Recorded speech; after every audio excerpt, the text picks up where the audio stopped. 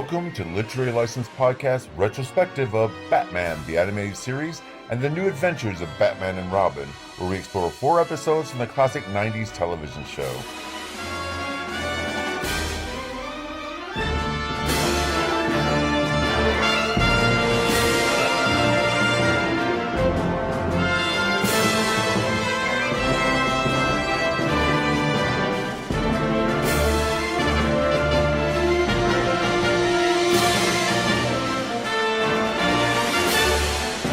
Welcome to Literary License Podcast, and it's Batman Week. We'll be discussing 4 episodes of Batman. And before we get started, let's find out who's with us. We got Steffen with us. Hello, Sean. Hello, everybody. Joe Randazzo. Hello, Joe. Hey, everyone. Vicky Rae. Hello, Vicky. Hi, guys. And I'm your host, Chawgo. And before we get started, let's find out what we've been up to, starting with you, Sean. What have you been up to since last time we spoke to you? Well, this whole week has been me just working and getting prepped to go to Hawaii next week on vacation. So it's been very, very hectic. Jealous.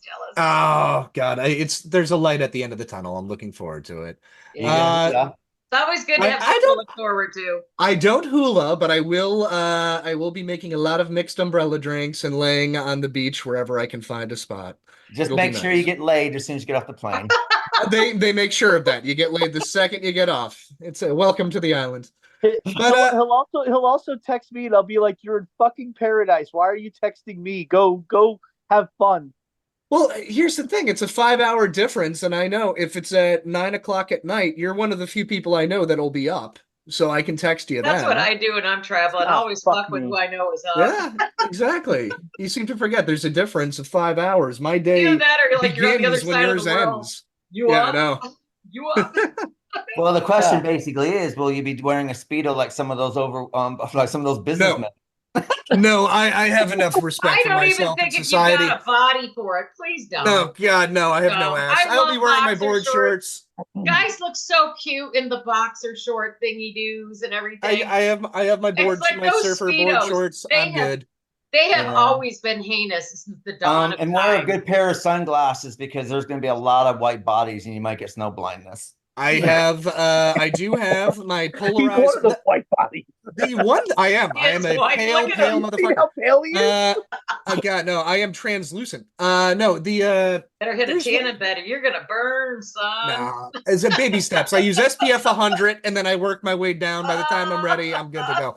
Rock But no, wild stuff. the problem with it is God, I love it so much out there. It's a beautiful, beautiful place. I've never been. I heard tell it's beautiful. I You'll love. find the problem with paradise. Yeah, no, it's hard. But no, Which island you going to? Paradise. I'm going to the Big Island. My father, he's retired out there. He's got he's got a place on the island. I didn't know your dad lived there. How nice. He lives there 5 to 6 months out of the year. Good He's for him. finally he's gotten to the point though where we're going to be renting the place soon to some friends and he's figuring out ways to make money in his Right. post-retirement years that'll kind of help That's him what out a lot with of that. people are doing right. We need to do what we can. We don't want to Airbnb it. We're not doing Airbnb or anything like So that. if we have any it's- listeners on the Big Island, someone run up to Sean on a beach. If you spot him, smack him on the ass and call him Cupcake, and I will buy you a drink.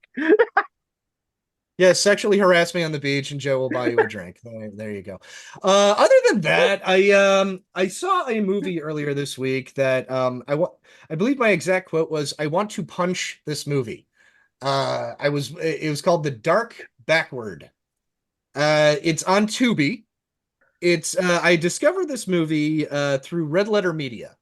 They did a little spotlight episode of their show, and they were talking about it, and apparently it affected them quite a lot, or quite Quite a In lot. a bad way. quite a way. I'm speechless over this movie because it's one of those things where aesthetically it's grimy, it's dirty, but I love the look of it at the same time. It's just you can't take your eyes off it.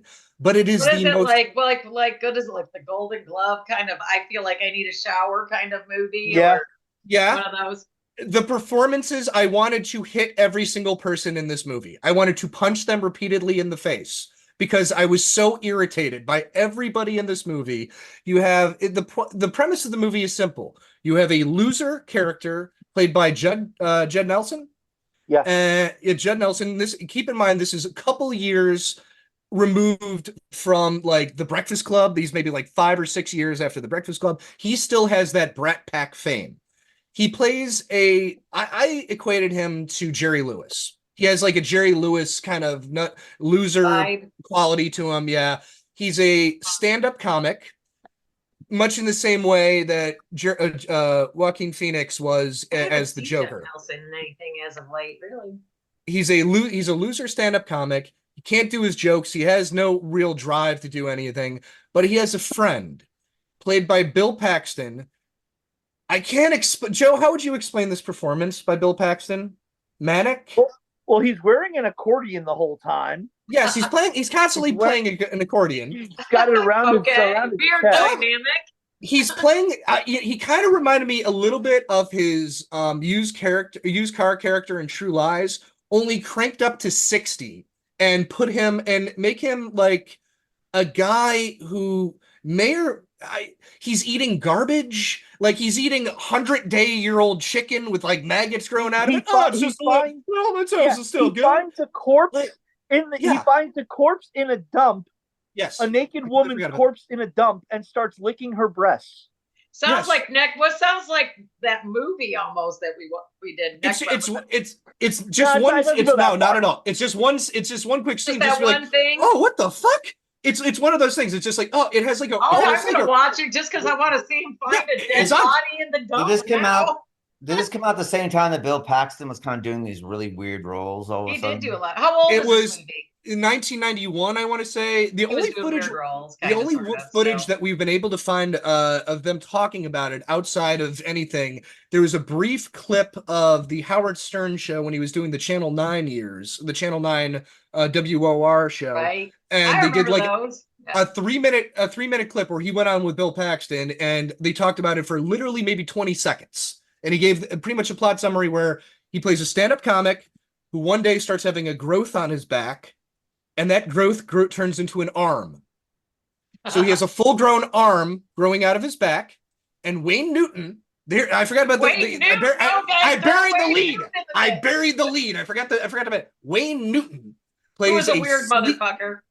Hold on, I got to get this out because this is Wayne Newton plays a sleazy entertainment agent, and in the way that he plays him, it's pitch perfect. You know, he's met thousands of these people coming up to him in Vegas, shaking his hand after the show. He plays him pitch perfect with a pencil on mustache that is constantly moving throughout the movie or melting throughout the movie, depending. Everybody's sweating. Weird. Everybody's dirty in this movie. And he decides, I'm going to exploit the hell out of this guy. And we're going to make him the next big thing in show business because he's a stand-up comic with an arm growing out of him. No one laughs. Weird is that? No one laughs at this movie. No one laughs at his act because it's not funny. You just feel dirty. You're like, what the fuck is going on? So the entire time I'm watching this movie, I'm leaned forward in my chair, mouth slightly agape. I'm sitting like the thinker, like what the fuck am I watching? And I just turned to Joe at about the 30-minute mark and I said, I want to punch this movie. Did you guys make it through the whole movie? No, we made it through the entire thing. We watched it. I think I said we kept hoping there would be a point. Yeah, we kept hoping. I'm like, is there a point? No, there's no point. It's directed by Adam Rifkin, and we had just watched The Chase. And the catch is Adam Rifkin. This is the first thing he ever wrote. He wrote it when he was 19. He was going to make a movie. God dang it! Come hell or high water. I started just finding out he started harassing people on the set of John Hughes movies, and that's kind of how he got known in the business. He was just a kid who kept on showing up. He's in one, I think, Pretty in Pink. They kept on doing cutaways to this one kid, and they're wearing like these ultra thin shades. That's him. That's Adam Rifkin. And apparently, he just kind of one of those things. He made friends with the right people, kind of made his way up. This movie is produced by Cassian Elwes, who also was involved with a lot of his movies, The Chase and all that stuff. So another one we watched of his last night was also Cassian Elwes, Psycho Cop. Watched the Psycho Cop movie, which from I think I've seen that. It was a weird one. It's the guy who plays the cop. It's just cheesy one-liners delivered in the worst way possible. You can't. like you're baffled by the line delivery. It's like the whole movie is Garbage Day from Silent Night, Deadly Night 2. Just the way every line, oh God, you make sure to respect the law. It's like the worst puns. But Like, Adam Rifkin, I think he only made one good movie, and that was Detroit City. Didn't you do that? Detroit Rock. Detroit Rock City. I love the chase. That's one of my favorite I like movies. Godzilla versus Kong. The new one looks like shit. Oh wait, no, that's Adam Wingard. That's Adam Wingard. Yeah, no, Adam Rifkin. He did He did the really bad Underdog movie. I know They made a movie. Oh, they he did. that? That's right. Oh, yeah, they did. Yeah, but I don't know. did. I don't know if that's because of him or the idea that they decided to do a live action Underdog movie in like Underdog. 2000s. Yeah, that didn't make any sense. because your bread and all the other characters just didn't gel. It's a bit. Well, nobody knows who they are either, you know. Well, no, it's not. It's not that they don't know who they are. I mean, they could have done. I mean, they could have brought it back and done something wonderful with it. But I just think. I think it just. could have It's a been. bit like the Natasha and Boris movie that Robert De Niro did. Yeah. They're kind of like doing these things where they're kind of like bringing them back. But the thing is like they lost the spirit of what you need to keep the spirit of what you have, and they kind of. That was around the time of the live action Mr. Magoo movie and all that. Yeah, they were Yeah. trying. Yeah, I remember. And you kind of need, the thing is I think you can update things and do things, but you got to have a love for the source material and bring the love of the source material forward. And it just seems like, well, we got this product and we're just going to do a movie without anyone actually having any familiarity with the source material. I don't know if he did the Underdog movie. I don't see it in his on his filmography. Maybe we're thinking of someone else. Well, I know that the Boris and Natasha, it felt like that was more to fill up and populate the theme parks because they were a staple of the theme parks from that point forward for at least a decade. So I don't know. I mean, yeah, no. Oh no, sorry. He wrote the Underdog movie. He wrote Underdog. He wrote Underdog. All right, Okay. he still had something to do with it. So yeah, Deep Backward. It's on Tubi. I believe my exact quote was, "I want to punch this movie 4 stars." Because I gave him 4 stars because you can't keep your eyes off it. It is engaging. It's one of the most fascinating Bill Paxton performances I have ever seen in my life. He goes full Nicolas Cage, Wild at Heart levels of insanity, and you're just looking at it like, what the fuck was he thinking? Because this is in between. I think this is post Near Dark, post Aliens. That, so he was getting known, he was getting roles. He was a star, as was Judd Nelson. So it's like, as was Lara Flynn Boyle, who plays a small role. She's inexplicably the girlfriend of Judd Nelson, who is this little dweeby guy who has no charisma and cannot even tell a joke.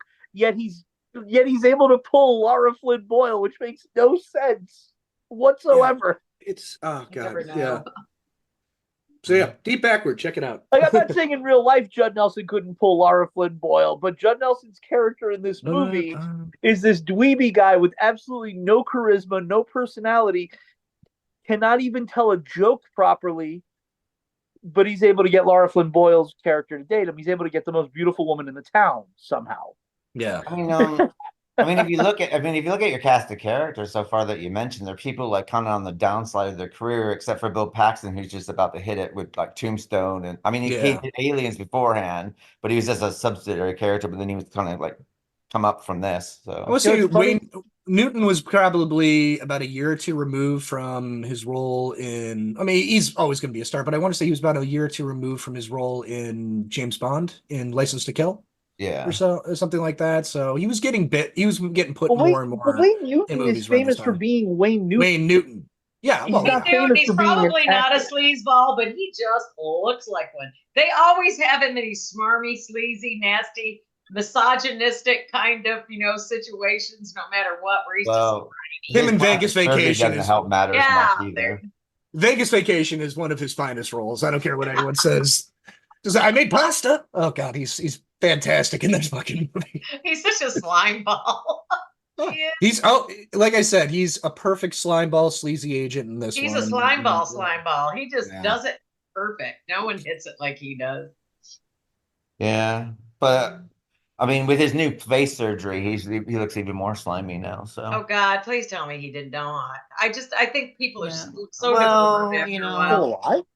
I'm surprised Engelbert. I think Engelbert Men don't do has so got well face with it. surgery now as well. No. Well, I mean, you got Madonna who looks, and that guys, you guys just age a lot better than women do. You just do. No, it's not about. It's not a thing about what we. But that we women age just better. The fuck thing their is that faces up now. society norms of what Yeah. society expects from women and men are Well, two different society things. expects youth and beauty, and it's not normal. We are all aging. It doesn't work that way, you know. But yeah, but I Copy mean, and society's I mean, Just if you take care of look at yourself. Look at Clint Eastwood. He looks like a scraggly old man, and you know, and 92. whenever he's in a He was movie, he's 90. still pulling the young ones. 92.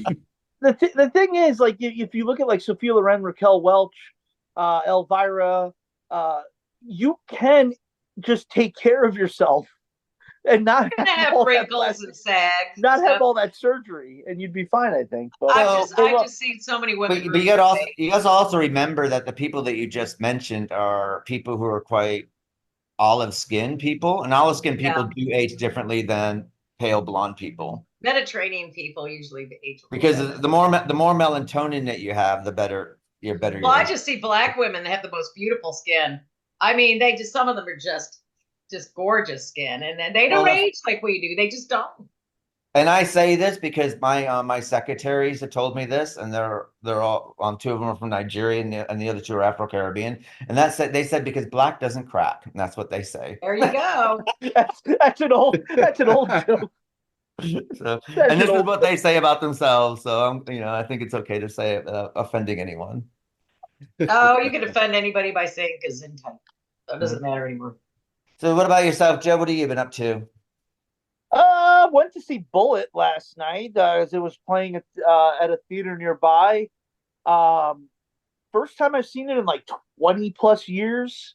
Oh, for a second I thought you were talking about a reboot. It's just like what I missed. No, not yet.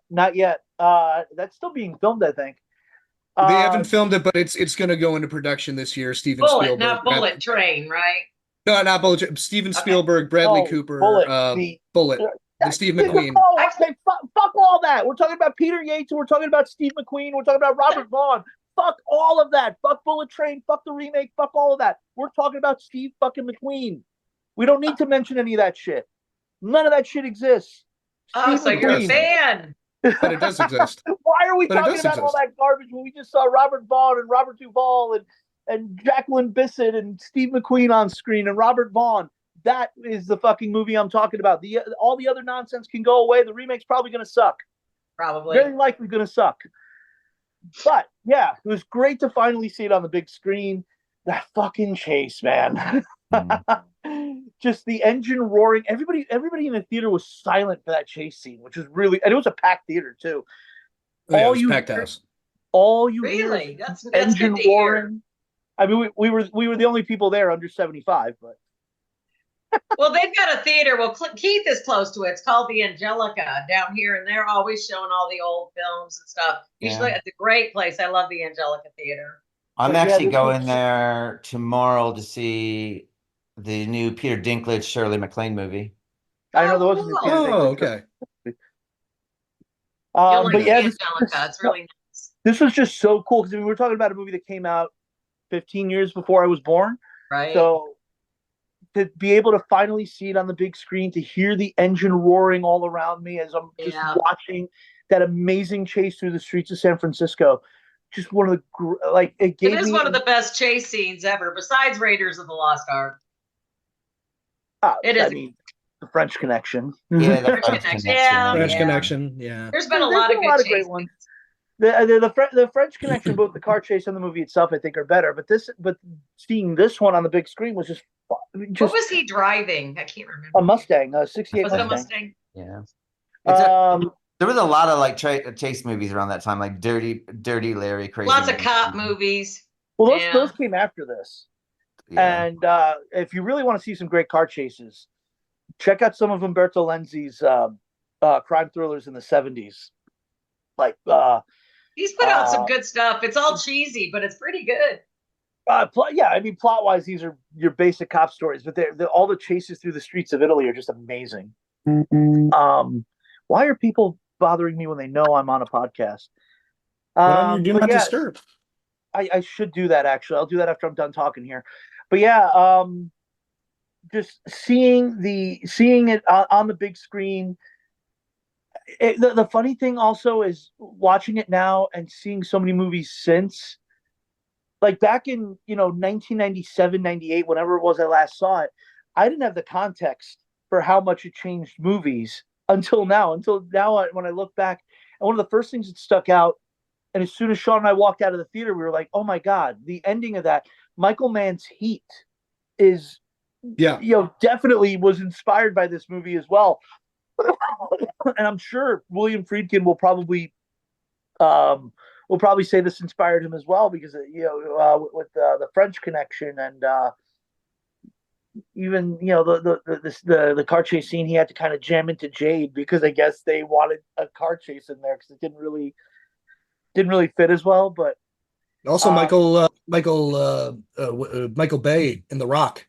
Yeah, a lot of similarities with the Hummer chase and the you don't remember that, do you, Joe? The Hummer chase and it's through the streets. What movie is Rock. this? The Rock. The Rock. Oh, okay. Yeah. Oh, okay. I thought you were talking Sean about Connery. Sean Connery, Nick Cage, the streets, the chase through the thing. It's very similar in terms. I was like, did Michael Bay make a movie with The Rock? No, That's what I yes, was he did. talking Well, he about. did. Painting The Rock. He did the movie The Rock. He did make Yeah, one painting game, it's like but the movie The Rock. Alcatraz. Yeah. Yes. It came out at the same time as like Con Air, when Nicolas Cage was doing his action. Yeah, exactly the same time, actually. I think it was 1 year apart. Yeah. My brain just malfunctioned. Wait, he did make a movie with The Rock? Well, at first I thought for a second they were talking about The Rock. The Rock. It's honestly, it's Michael Bay's best movie. Which one is? Pain and Gain. It actually is better his best Did he movie. do San Andreas as well? Yeah. He did do San Andreas, yeah. And that's The Rock? Oh, no, he didn't do San Andreas. Oh, okay. No, he did Ambulance. Oh, okay. Oh, he did Ambulance, I've heard mixed things about it. I did want to see it last year. God, speaking of Heat, that gave me Heat vibes watching the trailer. It looked like it was Michael Bay trying to make a heist movie like Heat. I still haven't seen that. I forgot about Pain and Gain. I never saw that. Yeah. But yeah, where were we? So yeah, great to see it on the big screen. Immediately afterward, we actually went to the restaurant where Sean works, and we had a drink called the Mustang. That was a specially made drink to commemorate the night. That was kind of cool. Very tasty, very boozy. Yes. I was definitely a little loopy after I hadn't eaten, so I was like, "Oh, okay." I just downed this drink. I'm like, "Oh, wait a second." So yeah, that was fun. Besides that, what else? I actually, not intentionally, I threw in a movie called Slipstream that was on one of my many 50 movie. It's on a couple of my 50 movie box sets. One of those movies, I guess, just fell into the public domain. It's Bill Paxton again, a very dirty, filthy I've Bill seen that Paxton movie, again, Slipstream. which seems to be a theme It seems to be an unintended theme this week. He takes a guy. Maybe it's a mood. This was unintentional. It was an unintentional. Might as well watch Near Dark and hit the trifecta. There, I was gonna say, I love Near Dark. But yeah, and then you can finish it off of Frailty. Oh, Yeah. there you go. But it's Bill Paxton. He runs across Mark Hamill, who is a police officer who's taking a guy into custody who's got a huge bounty on him. And Bill Paxton decides he's going to take this guy and he's going to turn him in. And the guy is very quiet and very, very polite and very Charles Grodin-esque. And I realized this is fucking Midnight Run. This is a futuristic Midnight Run. Just done as a sci-fi film. And you get Ben Kingsley showing up, F. Murray Abraham, and that a hell of a cast. And I'm like, why is this movie not better known? And then I watched it and I'm like, okay, I know why this is not better known, because it's fucking boring. It's not very good. Worst crime a movie commit. Just be boring. I think it's on Tubi, actually. That's probably that movie. You said you liked it? On Tubi, I think. I think it is on Tubi, but yeah, I had one of these box sets in front of me called Excellent 80s. It's just a bunch of 80s movies, public domain movies. So I was like, oh, this one looks interesting with this cast. I threw it on and I was like, all right, well, Does it have Cunningham's sci-fi movie on there? What was it called? I don't. Oh, not Dark Star. What was it called? It came out like around the same time as Event Horizon. Oh no, probably not, because Event Horizon would have been the '90s. So Yeah, that was like Yeah. 97, I want to say. Yeah. it's an '80s box set. So I don't know if it's something in the '90s. Probably wouldn't have come out. Also, I don't know if a lot of those movies are public domain. Mhm. This is one of those cheap box sets. It's like, $10, you get 50 movies. I like the public domain movies, but a lot of them are so blurry. It gets annoying to watch sometimes. Yeah, it's because they don't have the best restorations for And I these. want to watch them, but gosh, I can't see them. Can't see faces. Yeah, these box sets are No, it might be in there. Deep Star 6 Oh, I've heard that. I never Oh, think I okay. might have watched Never it. seen that came one. out in '89. I might have watched that. Yeah, like back then. I Maybe might it's have. on one of them. I whenever I saw any of these box sets, because a lot of times even on Amazon, like $2, $2 plus shipping, and you'll get the whole thing ends up costing like $7, $8. You get 50 movies out of it, and I always end up finding something in them to watch. I mean, even if they're not very good, there's always something about them that you can take from it. Like you can take something away. But yeah, this was one of those, and then what was so yeah, I had kind of a string of bad, like boring movies, and then went to see Bullet. But also yesterday I watched Ring of Fire 2, which Sean and I watched the first one a couple months ago, and I remember the first one from when we were kids. I loved it as a kid. And then when I rewatched it, I'm like, wow, this is a really boring Romeo and Juliet, like kind of shoved into a Don the Dragon Wilson action movie. So I watched part 2 yesterday. I was like, Sean, do you want to watch? He's like, nah, you go ahead. I didn't like the first one. I'm watching. I'm like, this is fucking great. It starts out with Don the Dragon Wilson and his girlfriend, played by the beautiful Maria Ford. They're in this jewelry place in Beverly Hills when it gets or somewhere in LA when it gets robbed. His girlfriend is shot through the shoulder. He kicks the shit out of one of the guys that's robbing the place and throws him out the door. Don the Dragon Wilson, he's established in the first movie, he's a doctor. So these guys end up at his hospital. The guys who robbed the jewelry store. The guys who robbed the jewelry store come to get the guy who was injured, and while trying to kill Don the Dragon Wilson, accidentally kill the guy that they got. So now the gang wants revenge on Don the Dragon Wilson. So they kidnap his girlfriend, and they hide out in like the sewers of LA, where Don the Dragon Wilson and his crew, eventually a few steps behind him, go into the underground to try to find them. And he's got to walk from LA to Pasadena, because that's where in the underground they're keeping his girlfriend. And the entire time as he's walking through the underground, he keeps running into all these weird themed gangs. And there's a radio DJ who is constantly telling all the people in the underground, hey, there's a bounty on this on Dr. Do-Good or whatever the hell you cats need to find him and bring him alive to the leader of this gang. And I'm like, holy shit, this is the Warriors. Did they play Nowhere to Run? Does the DJ refer to them as boppers? I mean, where are we going? I not boppers. I forget what he was calling them, but he was calling them a name like boppers. So I was like, this goes from being a post-apocalyptic Mad Max gang, abducts Maria Ford, takes her into the underground. So now he has to basically be Snake Plissken going into the post-apocalyptic underground sewers of LA. So he can come out the other side in Pasadena, fighting all these. It's like a neon gang and like a skateboarder gang, and I'm like, oh my god, sounds like a ripoff. They have shoved together the Warriors, Escape from New York, and Mad Max all into one glorious ball of crap that is so amazing and entertaining. Because that's probably how they got it made, by saying that. Yeah, it's a great. I just picked the movie. Yeah, and at the same time, like there were the Ox Baker fight in Escape from New York. You have a bunch of those fights going on in the underground. I'm like, this movie is great. I was just standing there, and it's one of those movies where, like, for some reason, all the cars are like laced with kerosene for whatever reason, because as soon as you touch them, they blow up. So it's like, this is trash. It is utter trash, but it is so much fun. Then after that, we went to see Bullet. And after that, we come back here, and Sean's like, "You want to watch something?" I'm like, "Yeah, let's watch that Psycho Cop movie, which is one of the worst slasher movies I've ever seen, but again, so entertaining. Every time you ever see anybody make fun of a slasher movie, this is what they're making fun of. Yes. It's terrible, terrible acting, terrible dialogue, absolutely a plot that requires basically people to keep misplacing things so he can run afoul of the killer, who makes the worst one-liners as he's killing them. Like, this is Delivered in the worst way too. delivered The in cheesiest. the most cheesy manner possible. I was like, this movie is absolutely terrible. 4 stars, because it is so entertainingly bad. It is so entertainingly bad. And these 3 movies, watching them back to back to back, restored my faith in movies.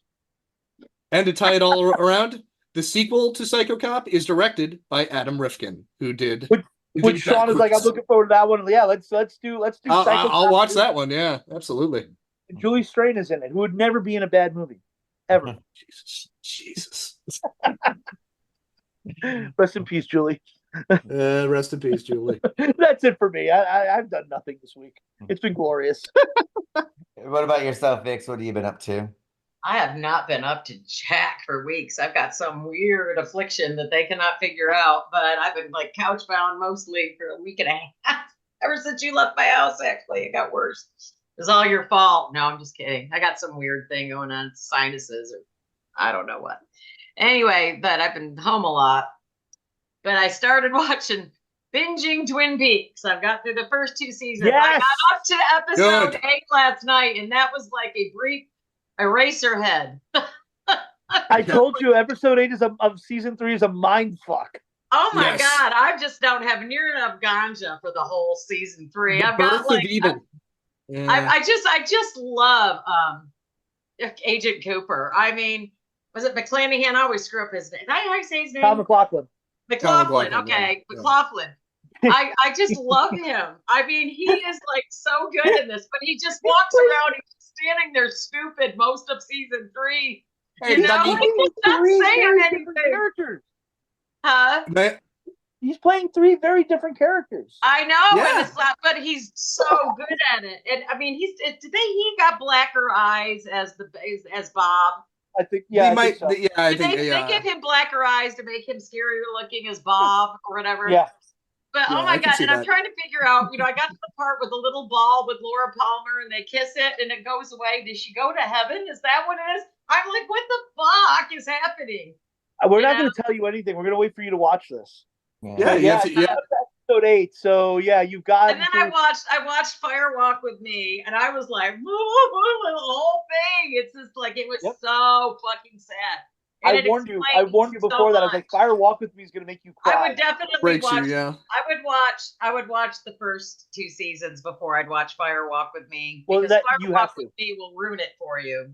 So Yeah, you have to go season 1, season 2, Fire Walk with Me, season 3. it's just so sad. I mean, just everything, because you don't really know what Laura Palmer went through and why she was such a skitz, and and it was so sad seeing it. It really had a lot of raw nerve subjects in there. Fantastic, though. It really is amazing. That's absolutely fantastic. It's brilliant so far. It's by far the best season, but and- it is weird as fuck. Season 2 does a terrible job of balancing the comedy and the darkness, because on the one hand you got the great Wyndham Earl stuff, Right. and stuff with the Black Lodge. Then on the Right. other hand, you have Nadine getting hit in the head and thinking she's 17 again. Yeah. Oh my God. Everything even with know what- James when he leaves the town. As soon as Yeah. James leaves the town, you do not care. Just skip through all of it. Yeah, It I doesn't mean, mean he's anything. gone It's for pointless. 25 years. Nobody wants to go look for Agent Cooper. I mean, doesn't anybody care what happened to him? It's just like people just leave and they don't come back. And the only thing I'm really sad about, I was really hoping, I kind of like the new sheriff, but I really wanted the old sheriff back because he was more stupid acting. Yeah, he wouldn't come back for some reason. He just They did, got I it. think he was just done with that point in his life. He didn't Well, want to he go was back probably, to it. he had been in some other stuff. I've not seen him in a whole lot, but he has What? been in other stuff. And then I started watching just for shits and giggles because I woke up at 3, went to bed at 6, could not get back to sleep. And I started watching the first season of the newer Dark Shadows, wondering why Dan Curtis blew that opportunity to do something wonderful with new friggin' technology and everything. And then I the never Gulf saw the new fucking season. War had to start. I really wanted to see what he could have done with it. But when I was watching it, I think I'm like up to episode 7 or 8. It's good. But you know what? He could have done something better with that storyline. It's very ineffective the way he's got that set up. And I know somebody's waiting to jump my shit about that. But he didn't file. He kind of, you know what I mean? We've done Dark Shadows, what, for the last 4 years? Well, what his intentions basically were for that is to, the first half of the season is to retread the story and then change everything. But then what happened? The Gulf War happened, Yeah. and that affected Twin Peaks as well because Yeah. Yes, story. it did. Now, I mean, the thing is that Twin Peaks came out, you know, during 1990. like streaming. Yeah. It would have been a whole totally, or Dark Shadows came 1990. in the streaming 1990. age. It would be different because you could like sit back and like binge watch everything. But Well, you can see by how beloved.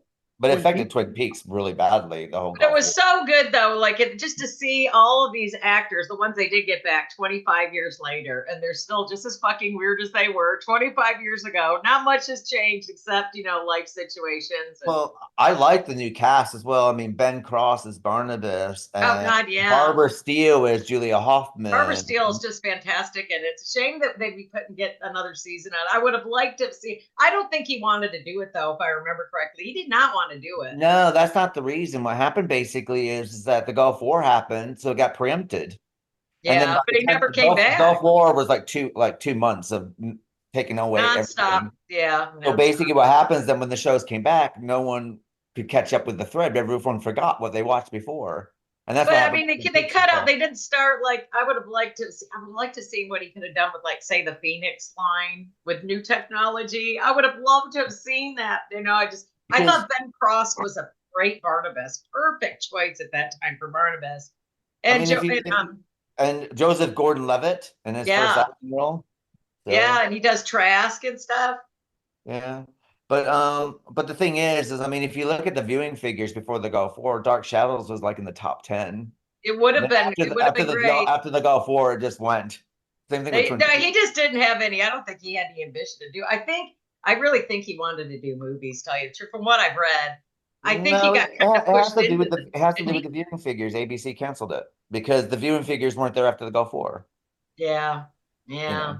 And Dan Curtis was just a TV guy. Like even the movies he made were all kind of TV. Made for TV. They look like TV. Yeah, but even Bird Offerings looks like a TV movie, even though I like Dan Curtis stuff. I like all that stuff.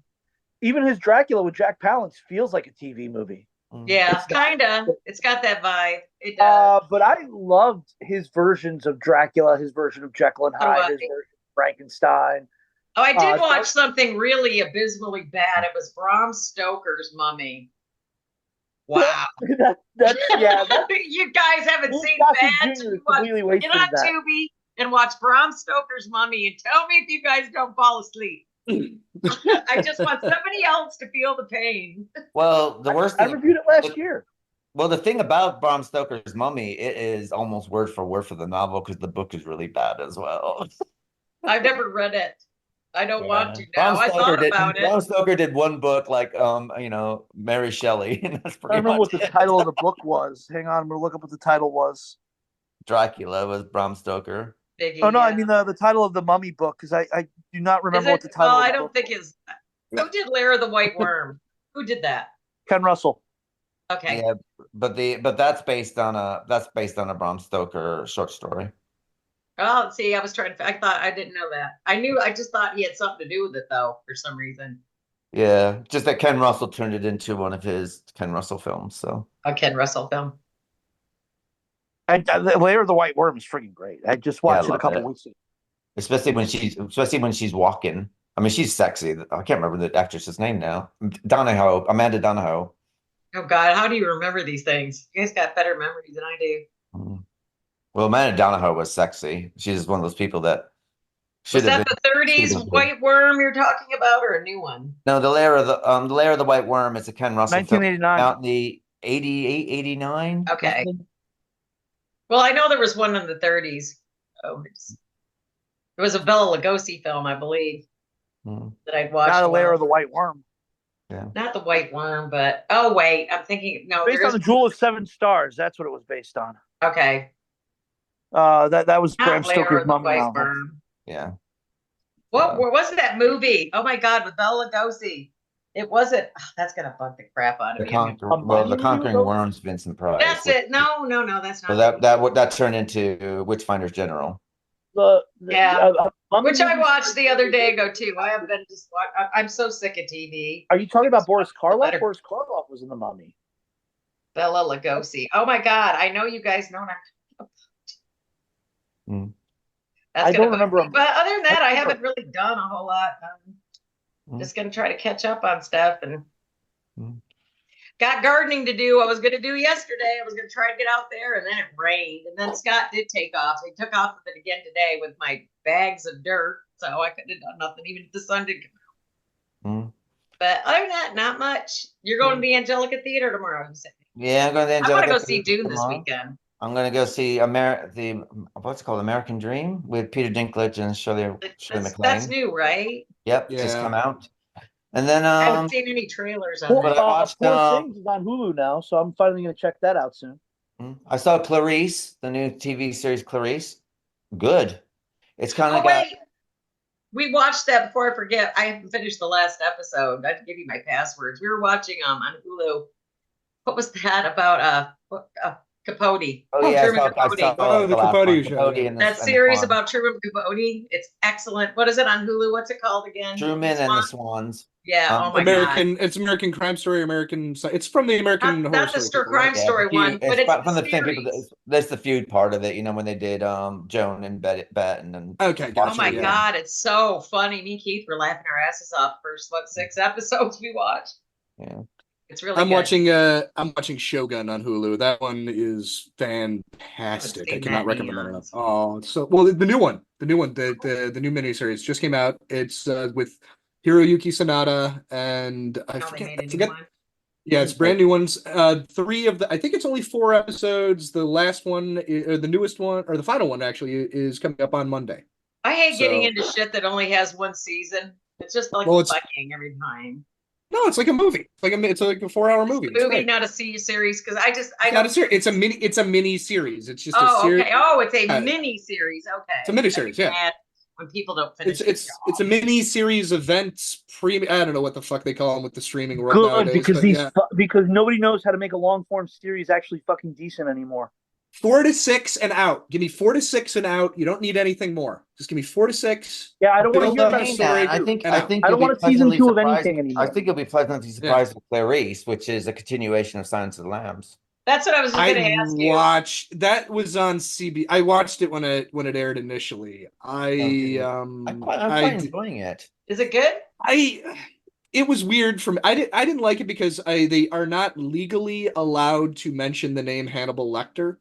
Why? And they kind of have to dance around Hannibal Lecter because Hannibal Lecter is owned by MGM. Okay, they have the rights. So they can make a series. They just can't say the name. So this is a follow. So the whole legal rights issue to Hannibal and Clarice has been a nightmare for years. They wanted to do Silence of the Lambs for season 4 of Hannibal. But the rights were tied up with Paramount. Okay. I was wondering why they just didn't do it with Hannibal.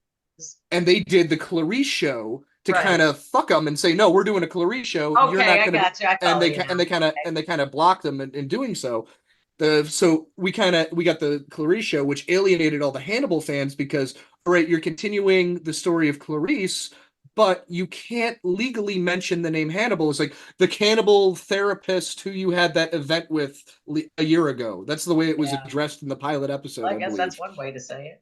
Yeah, no, and it's mainly just the story of her and the daughter of the senator and their continuation of their story from what I remember. And I'm like, oh, okay, well, I think I quite liked it because I think that because Thomas Harris really screwed himself over with his Hannibal book, where Clarice and Hannibal have an affair and all that other stuff that went on. Yeah. And of course the movie kind of went with the book, which kind of left a sour taste in everyone's mouth.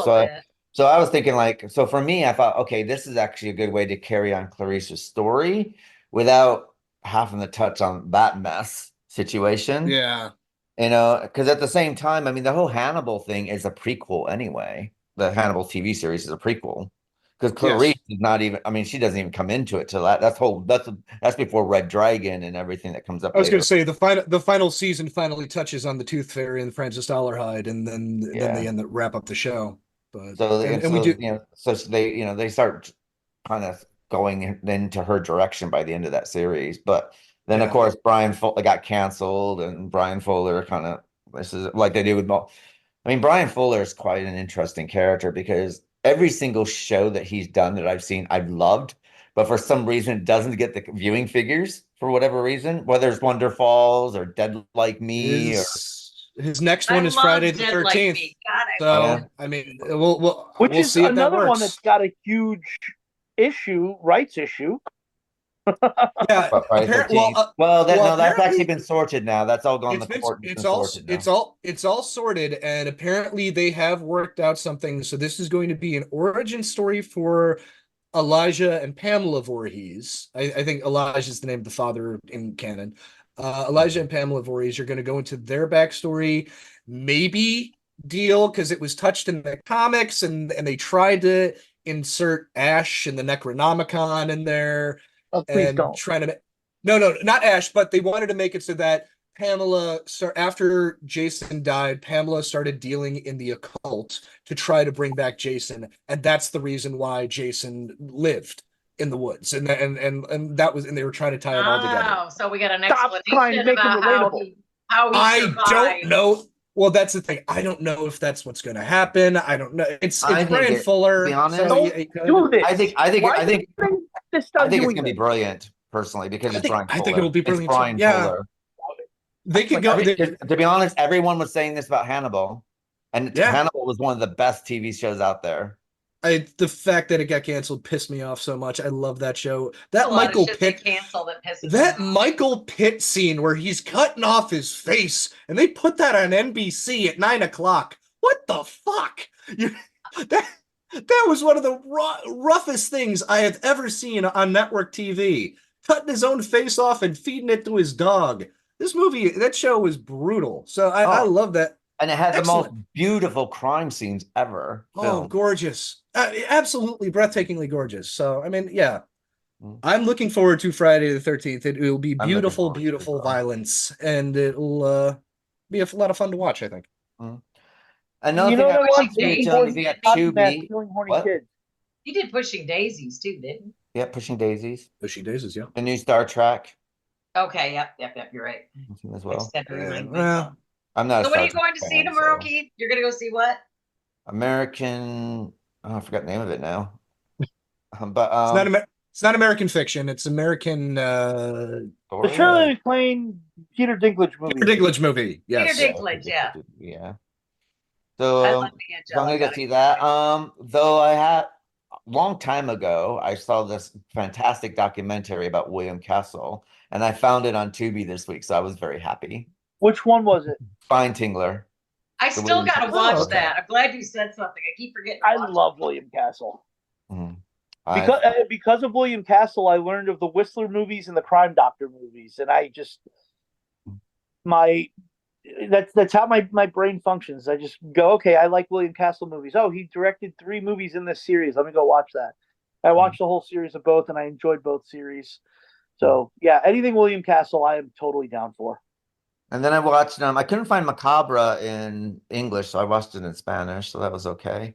Yeah, I can't find it in English anywhere. and then I watched House of Haunted Hill in Italian, so that's fine. I'm quite glad. Well, at least you know what's going on in House on Haunted Hill. You couldn't find that in English? I don't know. I mean, it went from Macabre from Spanish, and then the next one was House of. I mean, the thing is, I speak French, Spanish, and Italian, so it's not a problem. So it's not. But it was quite interesting to watch it because normally when you get something dubbed, they kind of miss. I just thought, to be honest, they kind of miss some of the emotion when they do it. But I'd say these dub versions were really well done. I was like, to be honest, there was actually more emotion in the Italian version of House of Haunted Hill than there was in the English one. So So that was quite good. And of course, I It's a I did the special place in setup. my But heart for that. Staying up late to watch that movie like really made me love movies because I was like, oh my god, this is so cool. I was like 14 years old. It's a House on Haunted Hill. Like, ooh, what is that? 1958. I've never seen a movie like this before. And then when I watched it, I was like, hey, Kind of it's risque, actually. What's that? It's kind of risque for the time. Yeah, Well, I mean, William Castle. When I remember seeing The Tingler for the first time, and then when it goes into that color sequence, that was so well done. It's like, whoa, because it's so beautiful at the same I have time. to But revisit The Tingler. I bought the DVD a couple years ago and I have not I gotta watch it. revisited I was gonna ask you. I lost that piece of paper I wrote it on. You're telling me I needed to watch it. I couldn't remember what it was called. I'll find it later. I mean, we had covered one of his movies, Homicidal, which is, I think, in a way, in a lot of ways, I feel it is a bit superior to Psycho in a lot of ways. In some ways. I mean, it's clearly a ripoff too. A little bit. Yeah, well, but then Robert Bloch came back and did Straight Jacket, so with him. I love Straight Jacket. I just don't care what anybody says. I think that's one of her best performances. I'm sorry, I just think it is. That's all the daughter that's driving her crazy, right? Yeah. Yeah. And That's if you want, when you great watch show the William problem. Castle documentary, they go into the making of that, which Well, is quite she's a spoiled little brat, and her mother does everything for her too. She just needed to be. well, Joan Crawford kept writing the Sort of script. like Mildred Pierce on Keith, let's steroids. do some William Castle movies. God damn it! Yeah, I do love William so. Castle. I even like want Five William Dead Castle. Girls as well. I quite like that film. And it's a weird film. Feels more like a travel log film, but it's okay. Oh, that's what's his name is in that? The mayor from Jaws, I think, is the spy in that, right? Yeah, Yeah. so that was quite good. I saw that recently. I did not like that one very much, but it is what it is. I think it's 13 Dead Girls or something like that. Yeah, that's it. 13 Dead Girls. Something with 13 or 13 Frightened Girls. Yeah. Okay. Yeah, that's it. So I watched that as well. So I watched it last year. I have this William Castle box set, and I was going through some of them, and I'm like, okay, let's see 13 Frightened Girls. And I was like, oh, this is not very. It's like kind of like a parody of spy movies more than anything. Yeah, and then he's got the other one that was Frightened Uncle or something. That might be one I haven't seen. I don't know. Yeah, that's an interesting one. And, It's in color oddly as enough, well. Watching a William Castle film in color is a bit odd, actually. I think it works best in black and white for some I reason. haven't seen his Old Dark House remake yet. I'm dreading it because I've heard it's terrible. Yeah. But oddly enough, the Chicago area this weekend, 13 Ghosts is playing on Svengoolie, another William Castle gem that I love. So that's cool. Get your color glasses so you can see the ghost and not see the ghost. So, but then other than that, my brother and his family left, so I spent a lot of time with my little 5-year-old nephews. Had a good time with them. Went to the rodeo, went to the zoo, and did all that kind of stuff. So Nice. seeing a little bit more of Dallas, so that's quite good. And other than that, not a lot really.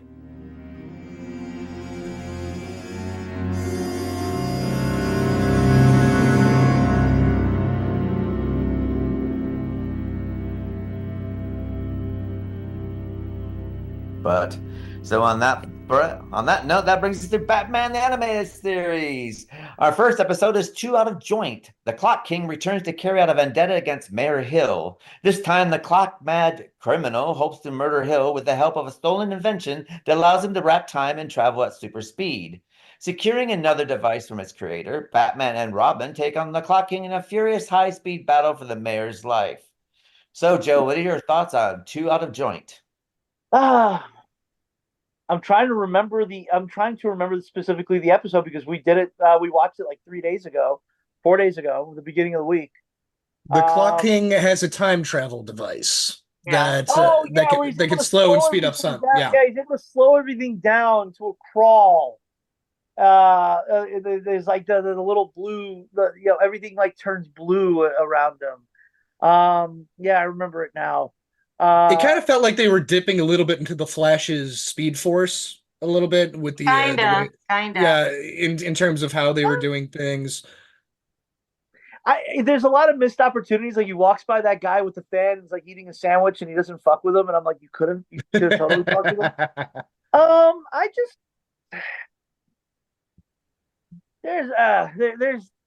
I fucking can't stand time travel because you can't really do it right. Back to the Future aside, you really can't do it right. I did like Or the way that they anything- used. I did like the way they used the device at the end to stop the bomb. The way that they slowed down the explosion and just made it so slow that by the time they finally got rid of it, it was already underwater. That was kind of, capturing the bomb as it's exploding. I just That felt was bad awesome. for the we were old lady joking- tripped over on the stairs. He didn't give a shit about that poor woman. Oh no, God, no. That's gonna hurt. I mean, I made the quite joke like about this someday one. just can't get rid of a bomb. Yes, I quite like that's this one though. I think I like the way that he could slow down time, and that's and he worked in his own little vortex, and then the way that they speed up time, and then yeah. and I quite like the evil scientist. Well, not the evil scientist, the scientist who's trying to do good for God knows what, and then how that all worked out. Dr. Watiti or Yeah. Dr. Wakati. Dr. Wakati. Wakati. Dr. Wakati. Yeah, excuse me. And I quite like the way they put it together. I thought it was quite ingenious. The thing is, it could have gone horribly wrong, but I think it kind of makes sense in this animated world. Yeah. And I thought, to be honest, for the Clock King, I thought this was one of his better episodes so far. So far, I liked it too. Again, it suffers from that sameness. It's again the Clock King going after the mayor, and Well, he's he a still has dog his with a rundown. bone that you can't see. Yeah. I guess you- this is where the animation kind of took a different turn, a little bit. No, that's coming up. I mean, the animation turn, you'll notice it because you will see all the characters look very, very different. Okay. It's coming and coming soon. Because Joe, I've been waiting. I go, well, when are they going to do it? I keep hoping that somebody kills Robin and it never happens. I like Robin. I'm glad he might be in the picture. It's been a theme for me throughout this entire series. It's like Robin just comes in, fucks things up, and adds nothing. You mentioned while we were watching it that the auctioneer had a very distinct look to him. Yes, it's Terry. I think it was by design to look like It Terry is. Thomas. It is The great designed to British look like Terry comedian. Thomas. Yes. I Specifically designed. I forgot that was this episode. Yes, that was this episode. Oh yeah, because he steals the device as Terry Thomas is about to bang the gavel at the end of the auction. He steals what was it? He steals the gimmick. What was the gimmick? The gimmick, the MacGuffin was a clock. Was it a clock? Yeah, Yeah, it was it's a lot. Clock. Yeah, why wouldn't it be a clock? Antique Well, clock from the actually, it reign of looks Louis like a little the metal weird piece of antique an clock eight. from Louis the 16th. Yeah. Okay, yeah, but then he threw it in the trash. Remember, he said, "Got Yeah. one." So Absolutely. Yeah. Just see what he can get with. Yeah, I didn't like the stuff with the Batmobile at the end because I was like, just get out of the car. Just get out of the car, and this is over. See, that's the thing. I don't know. I was thinking inner space logic, and that you've been shrunken down to a microscopic level. If you exit the pod that you're in, everything will collapse. You're in a speed force. You're trapped. If one thing hits you, the whole world will possibly explode from a combustion. So, I mean, just from a chain reaction. I think like the beginning of The Boys, when A-Train decides, I'm just going to run right through that woman. That's what would happen, only it'd be like in the form of a nuclear bomb. So I get why you don't exit the car. I understand what you're saying, but you can't really do it. You're kind of trapped in there until it's run its course. I mean, this also reminded me of like a Batman science fiction kind of thing. And I quite like that, joining the science fiction Batman. And I quite like the idea that they're kind of going into like vortex sciences and all the other stuff that goes with it. And because, and to be able to make, I mean, and the thing, if you consider this, I mean, I watched this with my 5-year-old nephews and they loved this episode. They really enjoyed it because we're on the bed. So in the evenings when they come in, they come, Uncle Keith, can we watch Batman? I said, yeah, I got to watch these Batman. So they would come on the bed and sit with me with the dog and the cat. And, they really enjoyed it. And it's like, so I can understand, I know that they had to do it in simplest terms as well. And I thought that the way they were able to explain it made it sensible. But I guess, but if you're looking at it from an adult's point of view, it's, there's a lot of quantum physics that don't make sense. But I think from a children's point of view or from the family point of view that this is aimed at, I think it does make sense in this world. Maybe that's the thing. I'm thinking about something that's made for someone less than half my age. So Yeah. Because I mean, at the end of the day, you got to remember this was a daytime TV serial yeah, that basically took off for adults. I was like, when I was watching these, I was just marveling at how adult it is for a 7+ cartoon. I mean, Yeah. there's, you know, they did it really good though. I mean, they did it in such a way that everybody can watch it. I mean, I'm just always amazed at how they pulled this cartoon off, where everybody can like it. more of the next one. There's more like Well, the adult- catwalk, yeah, but that's a little more, and Well, actually even the one after that. Wait. No, hold up. I'm getting my episodes mixed up.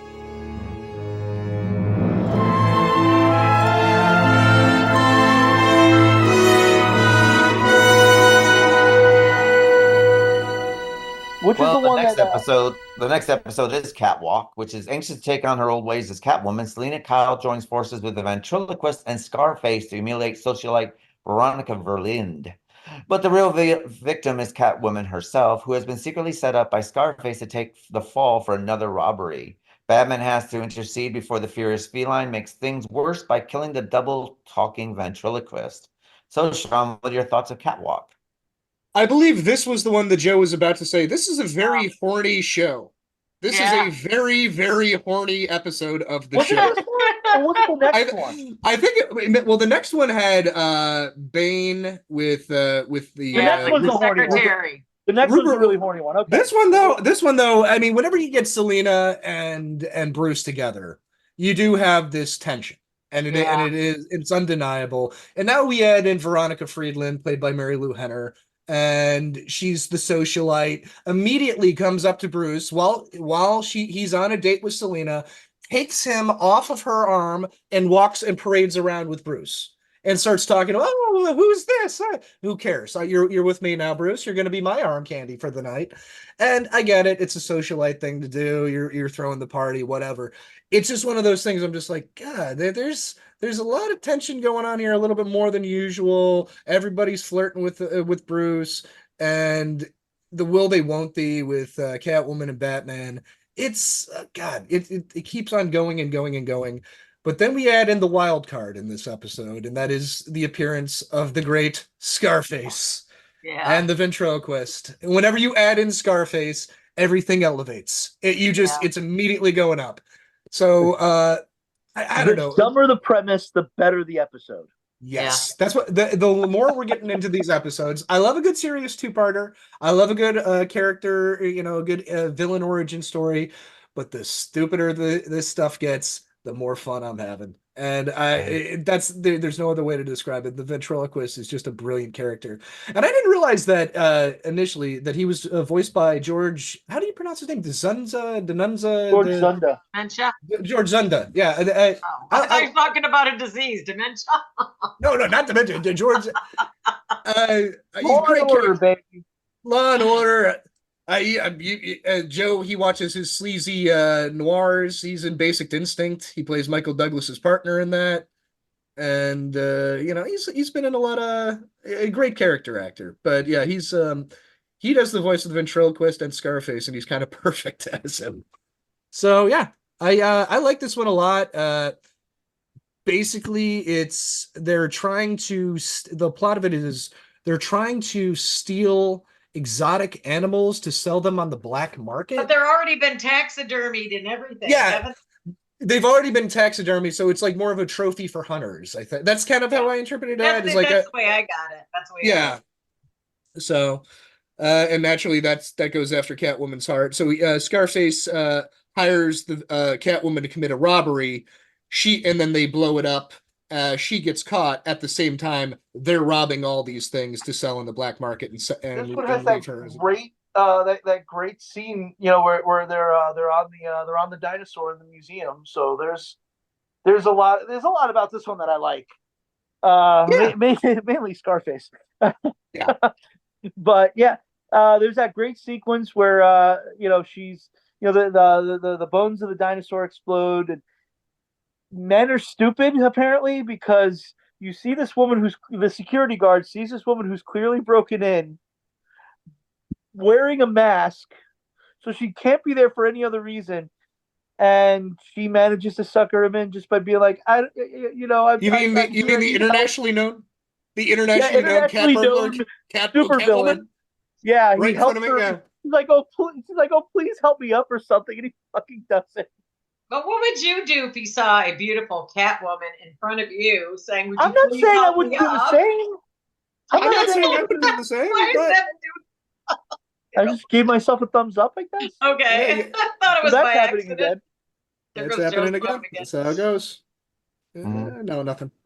I mean, But yeah, no. to be honest, I mean, if I saw Catwoman coming into my house dressed that way, I'd be quite impressed with her. And I mean, I'm a gay guy, and I'd be like, she's got a hell of a body on her. She's Lovely sexy. woman. They draw all She's the in a- women like Jessica Rabbit on these Yes. cartoons. They all look like Jessica Rabbit. Everybody's But got. it's not just And a show. they I mean, almost wear the bullet bra because their tits are like boom. yeah, but just crack me up. but even if you look at the 1960s Batman, the women are stunning. Yeah, I mean, Julie Newmar, Eartha Kitt. I know. There's just nothing wrong. Lee Merriweather as Catwoman. I mean, Lee Merriweather is Look, Catwoman. a couple years ago, Julie Newmar is. I was going to say ago, Julie Newmar and Lee Merriweather. My I thought first Eartha childhood Kitt crush. was my favorite Catwoman. She really was. Oh, I love Eartha Kitt. Eartha's great. Just the way she talked like a cat. Yeah, I think she did. I think legitimately she thought she was a cat. And it went beyond. There's certain things in appearances. All her songs before she even went to, even before she played, Santa Baby. You had that cat growl and all. I mean, Santa Baby. I mean, an old fashioned girl. Yeah. Hey, look, here's the thing. A couple years ago, I was working the Trauma booth at C2E2 in Chicago, and the second day, this really gorgeous girl comes up in the Michelle Pfeiffer Catwoman attire, and it is skin tight, and she was just gushing over all these Trauma movies. And I remember turning to Lloyd, being like, "Yo, let's bring her in tomorrow." Just because I wanted her around to talk to her. So yeah, that kind of thing is going to impress. God, I just canceled myself, didn't I? You did. That's why I'm just shaking my head. Yes. Can't help himself. We are still good friends to this day. But I remember her enthusiasm for Trauma movies, and the fact that she looked great dressed up as the Michelle Pfeiffer Catwoman made me go, yeah, Lloyd, bring her back. Let's offer her a pass for tomorrow. And everyone agreed with me. There was no downvote. On a side note, I saw Eartha Kitt in concert like a month before she died. Really? She was still touring that late? She was fantastic. She had it. I mean, like Tina Turner. it was her and a piano, and she just sang her songs, and she talked about her time doing Batman. That would be cool. I would like to everything. It was a one-woman show, and 2.5 hours, and afterwards she sat back and signed everyone's autograph, went and shook hands with everyone in the audience. That's cool. When did she pass anyway? This has to be, let's see, Eartha Kitt, this would have to be 2000 and something. I know it wasn't that long ago. I think she's the only Catwoman that's passed away. I think everyone else is still alive. Yeah, Julie Newmar's still alive. And, she's still alive. Yeah. So. But But Michelle Pfeiffer. 2008. I mean, I did like longer ago than another thing I liked about this episode as well is that it kind of gave us a little bit more understanding of Scarface as well, a little bit, as far as like how he operates when he's not attached to the ventriloquist. I think it's funny. I was really comical though watching it. My favorite part of this whole episode is watching Batman grimace because he's sexually attracted to the Catwoman, and he kept going with his teeth. You see his big white teeth. I've missed a couple of months at this point because of various work commitments, but does Selina / Catwoman know that Bruce is Batman? Yeah. She does. All right. Yeah, she does. They both came know off each like other. She does in this episode. It doesn't appear to be, but she does in the other episodes. I'm trying to remember when they figured it out. God, when was that now? Sean. We need that cutscene where I don't where they both believe strip each other naked and go, "Oh shit, you're Selena Kyle. Oh shit, you're Bruce Wayne." I honestly don't think that they do know, and it's Selena is. It's one of those. I don't believe that they did find it out. If memory serves. I mean, the movies were totally different than the comic books. Right. Yeah. I mean, I think the only woman who knows the whole is- Batman, Batman never kills anyone. Yes. But if you watch any of the movies, these villains are dying left, right, and center, which is totally against the Batman code, which kind of, so in a way, it kind of does ruin the movies to a certain extent. Certain movies, because in the Catwoman Nolan knows movies, Bruce Wayne is Batman. Well, I mean, in the animated series, or just in I mean, in this, I don't believe that she did, because I think it's just Talia is the only one who knows that she's Bruce, or that he's Bruce, because every time that they've had different interactions with each other. I don't believe going to the fandom page. All right. Well, I will say this: it is a Yes. good thing that whenever a villain catches Batman, they all have this code of honor where they won't remove his or Robin's mask. It always cracks me up. We'll see that in the next one too. They all have this code, like, no, we can't spoil it. Yeah. Well, but you're also living in an environment that when the villains go to prison, they don't take off their mask either. Yeah. So we are kind of, so I guess it would be a bit different if, like, the villains took off their mask when they got in prison, but Batman never takes off his mask. But because they kind of agreed on that situation, I think it kind of makes sense in this universe. Yeah. But I think from a reality point of view, I think that if I did capture Batman, I probably would take off his mask, or Robin, I would take off his mask. Oh yeah, you take it off, you take a photo, and then you put it back on. Be like, hey, look, I own you, and it's that simple. Of course, he'll probably have like a device that will probably nuke my phone on his belt somewhere, and he just push a little button. And then I just love how he has everything in his utility belt, and there's not one scientific or biological or architectural subject that Batman has not read about. He knows everything. Encyclopedia Britannica. He is the master detective. Alfred's in there talking to me. He goes, "Well, this study, da da da da." This thing, he just knows everything. Because I've read once, and he just knows everything. Keith, you brought up a kick out of it. Keith, you brought up Batman killing in the movies. A quote just came out in the last 24 hours from Zack Snyder related to that. He said, I have to bring it up because it kind of might explain a few things. He believes that if Batman isn't killing, he's irrelevant. This is coming from the worst filmmaker to ever break into the mainstream. So take that with a grain of salt. But he's here to stay. They love him. Oh. Well, I don't think so. He also says Rebel, more people have seen Rebel Moon than Barbie. He also says that. So he claims. I watched it. I didn't know any better. I just set me up for a second marker. The thing is, it is on Netflix, and probably more people have probably seen the first 10 to 15 minutes. Question is, did they make it to the end? That was the point I was going to make. I'm waiting for the extended crap. I know better. I actually fell asleep and had to rewind it, only to be annoyed that there's a part 2. I was like, what the fuck is this bullshit? There's an extended part and a part 2. He's making another one. Yep. But that's why another thing that I think with the Batman situation anyway, with his code of conduct where he doesn't murder anyone. Yeah. That way, when you get to something like the Killing Joke, when it deals with the death of the Joker and what happens to the Robin and all that situation, it becomes a lot more. And then you see the downfall of Bruce Wayne because he caused the death. It makes a lot more sense. But because the way the movies are going, there's no way they can get to that because it's not going to make sense. No. And one of the most compelling stories is the Killing Joke of Batman. I mean, he has other compelling stories as well, but when you see the downfall of Bruce, and then which kind of leads to later on with Batman Beyond and other things like that. And that's the problem in general with a lot of these people. They don't understand that if you make him into a killer from day one, then it means nothing when he kills. Nobody seems to understand this shit anymore. I found the full quote from Zack Snyder. Here it is.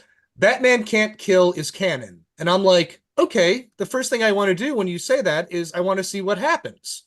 And they don't, and they go, well, don't put him in a situation where he has to kill someone. You're protecting your god in a weird way, right? You're making your god irrelevant if he can't be in that situation. He has to now deal with that. If he does do that, if he does do that, what does that mean? What does that tell you? Does he stand up to it? Does he survive that as a god? As your god? Can Batman survive that? Okay, here's the problem. He keeps on referring to Batman as a god. I get that he has this stupid superhero masturbatory fantasy where he puts them on a pedestal more than humanity. He loves the superheroes. He hates the fucking humans in his movies. Batman is a human. He is our connection. He's the one thing that we can relate to. He's not a fucking god. He's a billionaire who has money and power to make suits. This is sorry. Well, I mean, considering what happens when you when make Robin stupid people dies, famous. Jesus when Christ. Robin dies, it's a pretty heinous situation, like the whole ordeal. So I could see where you guys are saying that would make a lot more sense. He's not a fucking. He's the god. He's the human amongst the gods. The Justice League is all gods. He's the male alter ego, sort of like James Bond, kind of. I could see if he said that. Bruce Wayne is the only superhero in the DC universe that's human. Yeah, that's the thing. They're all gods except him. Oh wait, hero. Well, and to be honest, if you're looking at the Marvel equivalent, sorry, can't get that word out. Iron Man is probably the Batman of the Marvel universe. Right. Iron Man / Moon Knight. Yeah, it's basically those two. And it's Spider-Man. And Spider-Man. Yeah. And that's the reason I like. That's why when you look at TV shows dealing with Batman, whether it's Gotham or other shows leading into even Titans.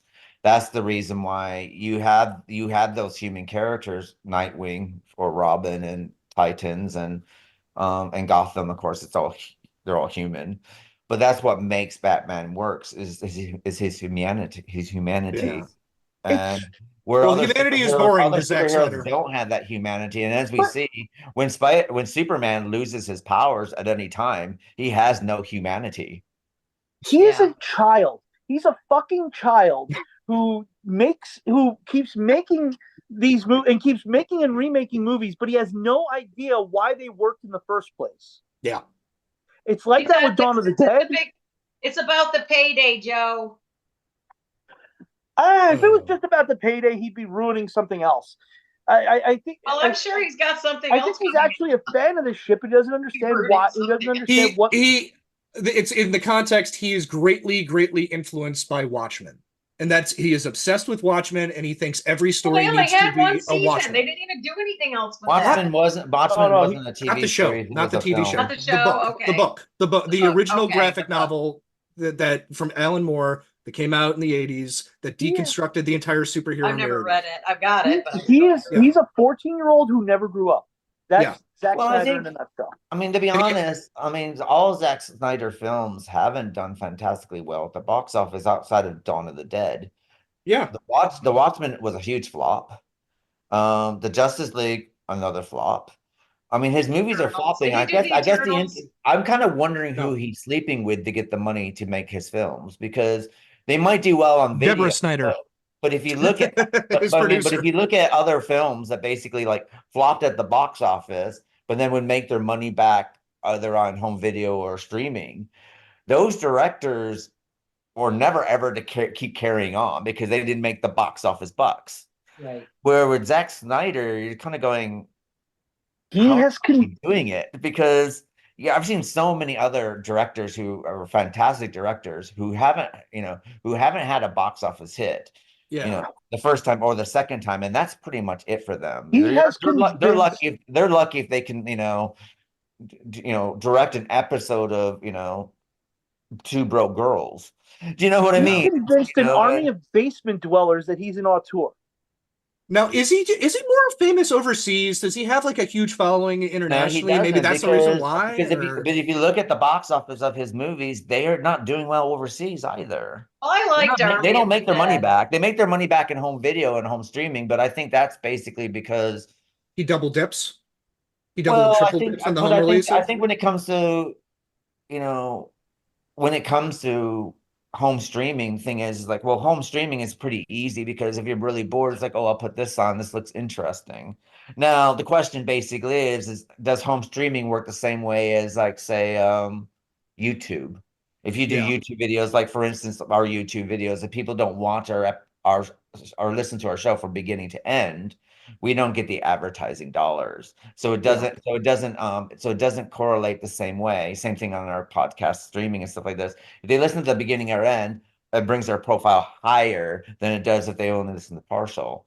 But with streaming, I don't know if streaming works the same way, because if you watch 10 minutes of a show or just watch one episode, does that constitute a hit? So if you got 10 million people watching 10 minutes of a show, is that the same as thing as 10 million watching a whole thing? Oh. So I'm not quite, but the thing is, I watched the don't new know how these Aquaman things are last week, and registered, I but struggled we don't know how with these things are Aquaman. registered because streaming services are very, very closed mouth about how this all works. Yeah. Ponzi Did you scheme. guys watch the I new was gonna say, it's in Aquaman shell yet? game. I struggled through it. I'm watching it on the plane ride over to Hawaii on Well, it's just Tuesday. all it is a global warming message. That's all it is. Well, see, DC, who I hate that shit too. unfortunately, It annoys Warner the does fuck not out of me. know what to do with their DC stuff. I mean, if you look at the Wonder Woman film, it's not I great. liked Wonder Woman 84. That wasn't too bad. But it's not great. But it's not a great film. It's not great, no. but I mean, it wasn't awful. if you think the Linda Carter TV show is far superior than this, I do. That's a I problem. heard the first Wonder Woman Yeah. movie is good. I've only seen the second. I thought Well, Wonder Woman 84. I thought was god awful. The I first kind of one was liked it. the no man's land scene in the first movie. I still say to this day is one of the best superhero sequences to ever be put in any. Which superhero movie, Sean? The first Wonder Woman movie with when Gal Gadot goes, it's no man's land, World War I. She's just, and they're like, well, we can't save these people. She throws off the cloak and says, no, fuck that, and storms on the battlefield. That's one of the best superhero movie moments I've seen in the last 20, 25 years. It's fantastic. That was good. But I'm gonna dial this back a little bit because let's do it. Because at the end of the day, it's like, just because you get a 15-minute, that's a 15-minute segment of a 2.5-hour movie. Right. That's the thing. But I will say this: if you want to see fantastic DC content, watch the animated series. Watch the Wonder Woman origin movie, the animated movie. Far superior. Watch the Aquaman. You're right. You're right. And about Warner that. do the animated movies far superior than what they are releasing at the cinema. So I'm kind of wondering what in the hell is going on here, because if they just all they had to do is take the animated movie of Wonder Woman, for instance, take that script and just film a live action of that same script, and you have a superior movie. The first Wonder Woman movie is great. I haven't seen it, but I've heard it's excellent. It's great until the last 15 minutes. It craps the bed at the end. It's a solid movie. It's a very solid movie. Yeah, it's okay. I was just a bit disappointed. It's like watching a Blumhouse film. It's like great. 15 minutes. Like, what in the fuck have I just seen? Yeah. And that's problematic. That's I mean, that's fair. The Aquaman movies, same thing. It's like, it was bad. The haven't first bothered one's not great with the first one. either. Well, there's a couple. There's some moments in there where it's really funny. But I what like you're saying Jason is, but what Momoa. you're saying here is there are moments. Moments, yes, that's all I'm saying. Moments. Yeah. But The only DC and then they properties. gotta cut around Amber Heard the whole fucking time. Well, it has nothing to do about cutting around Amber Heard. It's a shitty script. It's a fucking shitty script. Well, it's a shitty script, but I mean, but you're cutting around an actress because everybody's little feelings will get hurt. No, I mean, but that's not. But that's stupid. Just it's a crappy script. Film. As soon as Nicole Kidman comes out of the fucking water for Aquaman, it becomes a shitty movie. It did. Well, she did. It was even worse this time around. So, but what I'm saying, what I'm saying is, if you want to deal with the DC universe, I mean, to be honest, Marvel kind of became the Marvel universe, and that kind of rode on the back of Spider-Man. Let's face it. Kind of. Yeah, it did actually, because he was the big ticket back then. And that kind of was Spider-Man. Was like the drug candy to get people involved. The thing is that the only DC property that's actually transpired well within the movie atmosphere is Batman, basically. And you got the Tim Burtons, then of course it kind of goes downhill with the Joel Schumachers, which he kind of put his gay influence too much into it. And then you have the Chris Nolan Batmans, which are basically the pinnacle. And the question is, and now they have this pinnacle, why instead of like doing a Tim Burton's Planet of the Apes, why don't you keep to this pinnacle and bring the other ones up to this level, which Bring they new did. characters in. You got- thought they were going to do that. They thought they were going Well, to do that they- with Zack by They putting Zack didn't Snyder because in charge of the DCU. the and he directors they just fucked it brought up. in, the scriptwriters they brought in, do not have a love for the source material. That's the problem.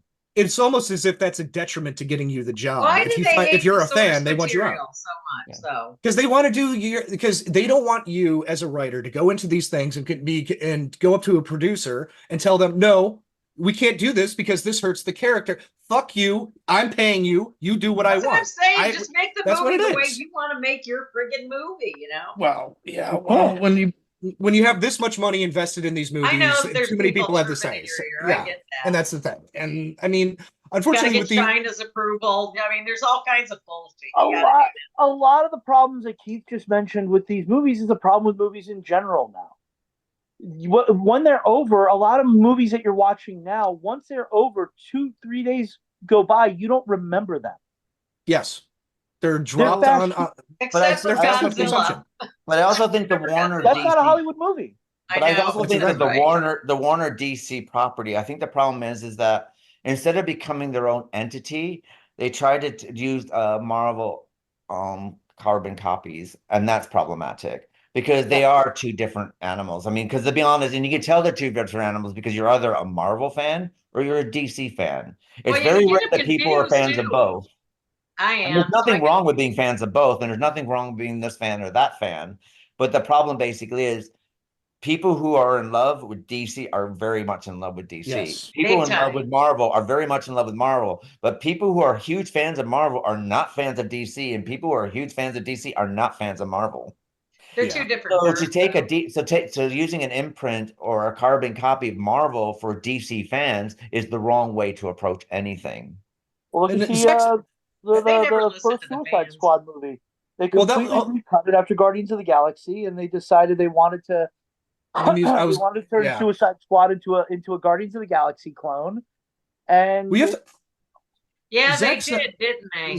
Zack Snyder was trying. I liked it though. I love Suicide Squad. Zack Snyder's Batman v Superman was his attempt because I remember after Man of Steel, apparently the story goes he went up to Christopher Nolan and on the set of Man of Steel and said, "What if we end the movie with just having a box dropped off in front of Wayne's house and it's filled with kryptonite and Bruce Wayne opens the door and we use that to set?" And Christopher Nolan kind of looked at him and said, "Oh, you want to do that?"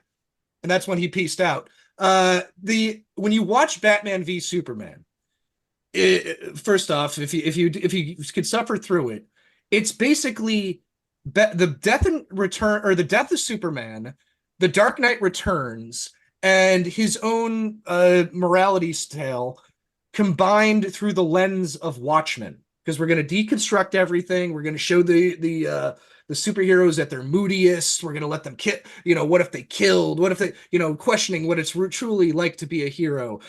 And then, we're also going to inject all these other things to set up the next few movies and the Suicide Squad. And they tried to do this, I guess in his mind, a comic book for adults. And what he made was just trash. Well, the Deadpool pretty good. He didn't the problem with that is you didn't have an adult in charge. That's the thing. A 14-year-old who is aging but not growing. And he doesn't make decisions based on what's good for the story, good for the script, and good for the overall picture. He makes them based on Don't you have advisors when you have are things cool? Does this look cool? Is it cool? You have that multi-gazillion-dollar budget. He's married to the fucking producer. Do you not have focus groups? Do you not have any of it? I think the problem with DC is basically, I think what kept Marvel kind of on the ground basically was Stan Lee being still alive. Yeah. That kind of helped. Unfortunately, a lot of people who were involved with DC Comics back from its infamous, I mean, you got to remember DC came out in the 30s. Yeah. So most of these people are dead. So there's no one there to keep the ship steering in the right direction. So what you got is these people who have bought properties because they think they can make money off the properties, but they don't carry the love of the properties. Where when Spider-Man, Sam Raimi's, and continuing on from there, and the various inclinations that Marvel got, Stan Lee was very much involved in keeping the Marvel universe alive into his vision, which they did very well until Stan Lee died, and now we kind of got what we're getting now. So the problem basically is that I am sure if the maker of Batman was still alive, or the maker of Superman, the creator of these comic books and Wonder Woman and so on and so forth were still alive, I think things would probably be a lot different now. At the moment, we got businessmen thinking we can make movies off the back of another success. It's almost the same thing, like, okay, we're gonna do, Aliens made a huge hit, so let's do a lot of these alien type movies, which are very subgenre and substandard, because Aliens made a lot of money, so therefore anything else that we do is going to make money if we base it on this template.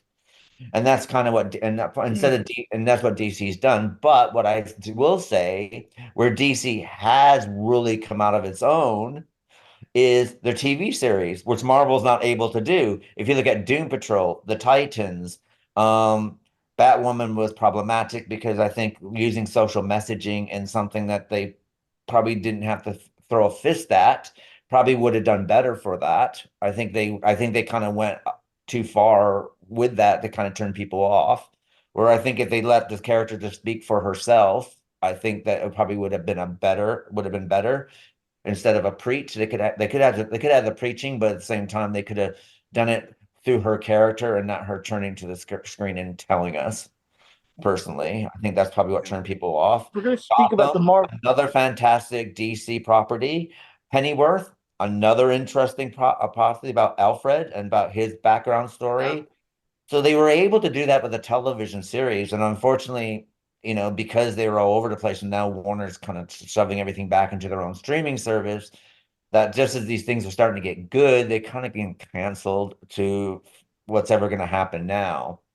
The animated series, again, Warner was able to take their DC properties, whether it's Superman or Wonder Woman or the Justice League or Batman, the animated series that we're covering now. As you know, there's more of a love, and these atmospheres are fantastic.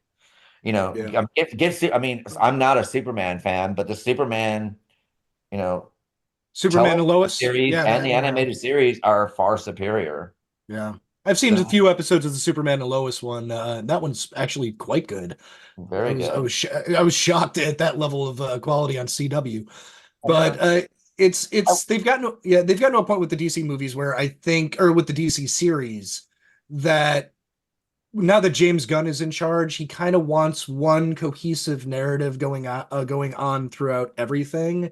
So the video games, which can take 6 to 10 years to develop in some cases, they will tell stories that will possibly fill in the blanks for movies, and we'll have series, TV shows, and animated films. That will have the actual live voice actors who will be playing the characters in live action. So you have some connective tissue through everything. And I don't know. It seems very ambitious for a company that has changed parent companies, I want to say 4 times in the last decade.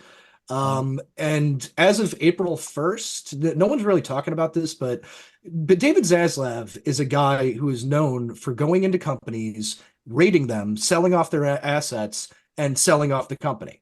As of April, yeah, fucking asshole. Sorry. As of April 1st, Warner Brothers and the DC assets are completely on the chopping block. There could be a situation where, you know what, Batman will keep, because that one we make money with. You know what, we don't need the Flash. We don't need this. And then the next thing you know, everybody starts buying up these characters. Everybody starts doing this shit. I think what he's going to do is, hey, Universal. Everyone keeps saying Universal is in the hunt. And they're probably going to. That sounds like a probate auction. If Universal picks up the DC universe, or with Warner Brothers, they're making it as, hey, we're bringing back Christopher Nolan. We're going to have him sign it. They're trying to get him to sign like a 10-year first look deal. So we have access to Christopher Nolan. We have the DC universe, which we got James Gunn beefing up. These are all looking to be much more viable assets to be sold. So it could be a And- situation where Warner Brothers is now property of Universal or even Apple or Amazon. You don't know. But as of April 1st, the auction it begins privately or publicly. I think if Universal ends up having them, I think that DC will have a brighter future because Universal does have a love for Cinema, for things gone history. by Yeah. in their history. And And you'll see that, you'll see that with Universal, with a lot of Universal. I mean, look what Universal did with the Psycho series, Oh yeah. or That was even, excellent. or even the Norman Bates series, Yeah. and they have a love for their, They do actually. I've never really They truly thought of do. it. and I mean, and look, and Universal Monster series. I mean, okay, they fluffed here and there, but they got a lot more, accolades than they have. I mean, up until recently, Warner did too. Warner, you forget Warner 15 years ago, and I've made this joke a million times where Warner Brothers, be like, oh yeah, let's take this 1937 gangster movie with James Cagney that nobody remembers, and we're gonna put it out on DVD. We're gonna get Martin Scorsese and Leonard Maltin and a whole bunch of filmmakers to do a documentary about it. We're gonna give you a bunch of Bugs Bunny shorts and short subjects from the vault that haven't really been released, and we're gonna put them all on DVD, and we're gonna give it to you all for $14.99. Warner Brothers was doing that 10, 15 years ago. Now Warner Brothers was doing that on their off. video series as well when they were releasing videos. What's up? Yeah. I said Warner Brothers was doing that when they were releasing videos as well back in the video days. Yeah, Well, that's they would always why be like, they did "Hey, it, we're though, was back in gonna the explore video. the history of the studio. Here's Leonard Maltin to tell you why this is important and why this random 1935 short subject is important. And we're gonna put in a newsreel. We're gonna put in a trailer. So they, up until recently, they were even all about. I think basically when you put executive. someone in charge of your company that doesn't have a love of your history, this is probably what you get, Yeah. unfortunately. You had a bunch Let's of hedge hope fund no Have you Goes ever managers. down met that road. people that don't like old cinema at all? And they just It's not about having. I think it's not about I mean, love. there's What's some- profitable? I think it's about chasing the buck. It's all about Yeah, what's it's profitable. always about a paycheck. Yeah, and the thing is sometimes what you'll find if you don't chase the buck, you will end up with something that the buck will chase you. Yeah. And I think that's what they need to learn. I mean, I think Disney's finally caught on that. They've been chasing no. so long that now that with the new initiative and the new president in line, that I think next year you're going to see a huge change in them for the better because they're no I longer, think so too. they're Yeah. no longer going to be chasing the I buck. won't hold my Well, hand on my ass waiting. No, Sony- because the last president was chasing the buck. They were chasing social trends. They were chasing, social The big media. They were thing- chasing all that stuff. And The whenever big thing that happened with Disney. no matter if you're making hand gloves or hats or clothes or you're making media or whatever you're doing, if you're chasing the buck or chasing a trend, you're never going to be able to live up to what started that trend. Well, the big issue is they went, hey, these movies are making money. Let's make 2,000 of them this year instead of pulling back. Instead of pulling back, and saying, the reason it made money was because it was special. Well, I think with Disney, I think what happened is they found themselves in a huge hole, and so I think they thought that if we need to make money really quickly, and that was their Sony. But instead of thinking of the art of the film, they went into chasing the buck again. And by the way, I got to point this out because Keith mentioned Marvel TV. Every one of you people, if you're listening to this now, every one of you that told me to watch WandaVision, fuck all of you. I have judged you for. We all hold you to watch it on episode after watching episode 3. It shit the bed after episode 3. Sorry.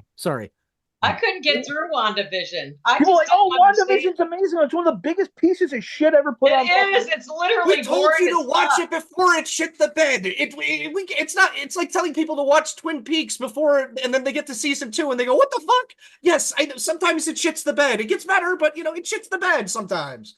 I mean, WandaVision, I did enjoy, but unfortunately, because I'm not a huge Marvel fan, and so I haven't really kept up with the Marvel universe. So when it got to like episode 4 and 5, when it started going and catching up from the Marvel movies, that's where I kind of got a bit lost with it. I don't know if I was high tech on the Marvel universe, I might have had more enjoyment of it. I think that's the reason why my enjoyment kind of waned. when it wasn't doing I'm with anything Joe. to do with the Marvel universe, I really enjoyed it. When it started going into tying the strings together to Yeah. plot points, that's where it kind of lost me. But I think that's also more of a another fault. problem. I think that might be more of a fault for myself, where I think if you're a huge Marvel fan, maybe WandaVision probably meant more to them. Well, it Yeah. probably did. All that stuff is also a problem that we're having with these movies in general now, is that the idea that you're dealing with time strands and timelines and all that stuff. Nobody's doing Multiverses. this properly or Doctor correctly. Strange, What it's done is yeah. it's made them all lazy. It's Yeah. made every single writer and director And lazy. death doesn't matter. Death Yes, doesn't and matter. that's anymore. That's the problem. If you're going to use, okay, for instance, I would sit there and say that in, I don't know, let's take a superhero, Iron Man, for instance.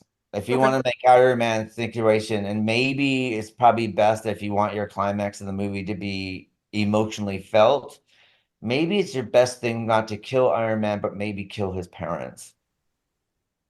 Kill Pepper Potts. Well, yeah, Gwyneth Paltrow should have died. I was gonna say she doesn't need to be in those movies. She shows up for 3 minutes, and just to remind you, she exists, and then that's it. Robert Downey Jr. is like, look, I've already made more money than I can spend. Why am I still making these pieces of shit? I think that was more apparently. I mean, him and Toby, and it's going around that Hugh Jackman, one of his negotiating points for if he's going to be in the Secret Wars movie, he wants to do the movie with Toby and Robert. If he can, and get all three of them together, all generations, the X-Men generation, the Spider-Man generation, and the Marvel Avenger generation, all together on screen. Which honestly, that's your Expendables money shot right there with the big action heroes all together. Over. And once you come, it's over, and it means nothing.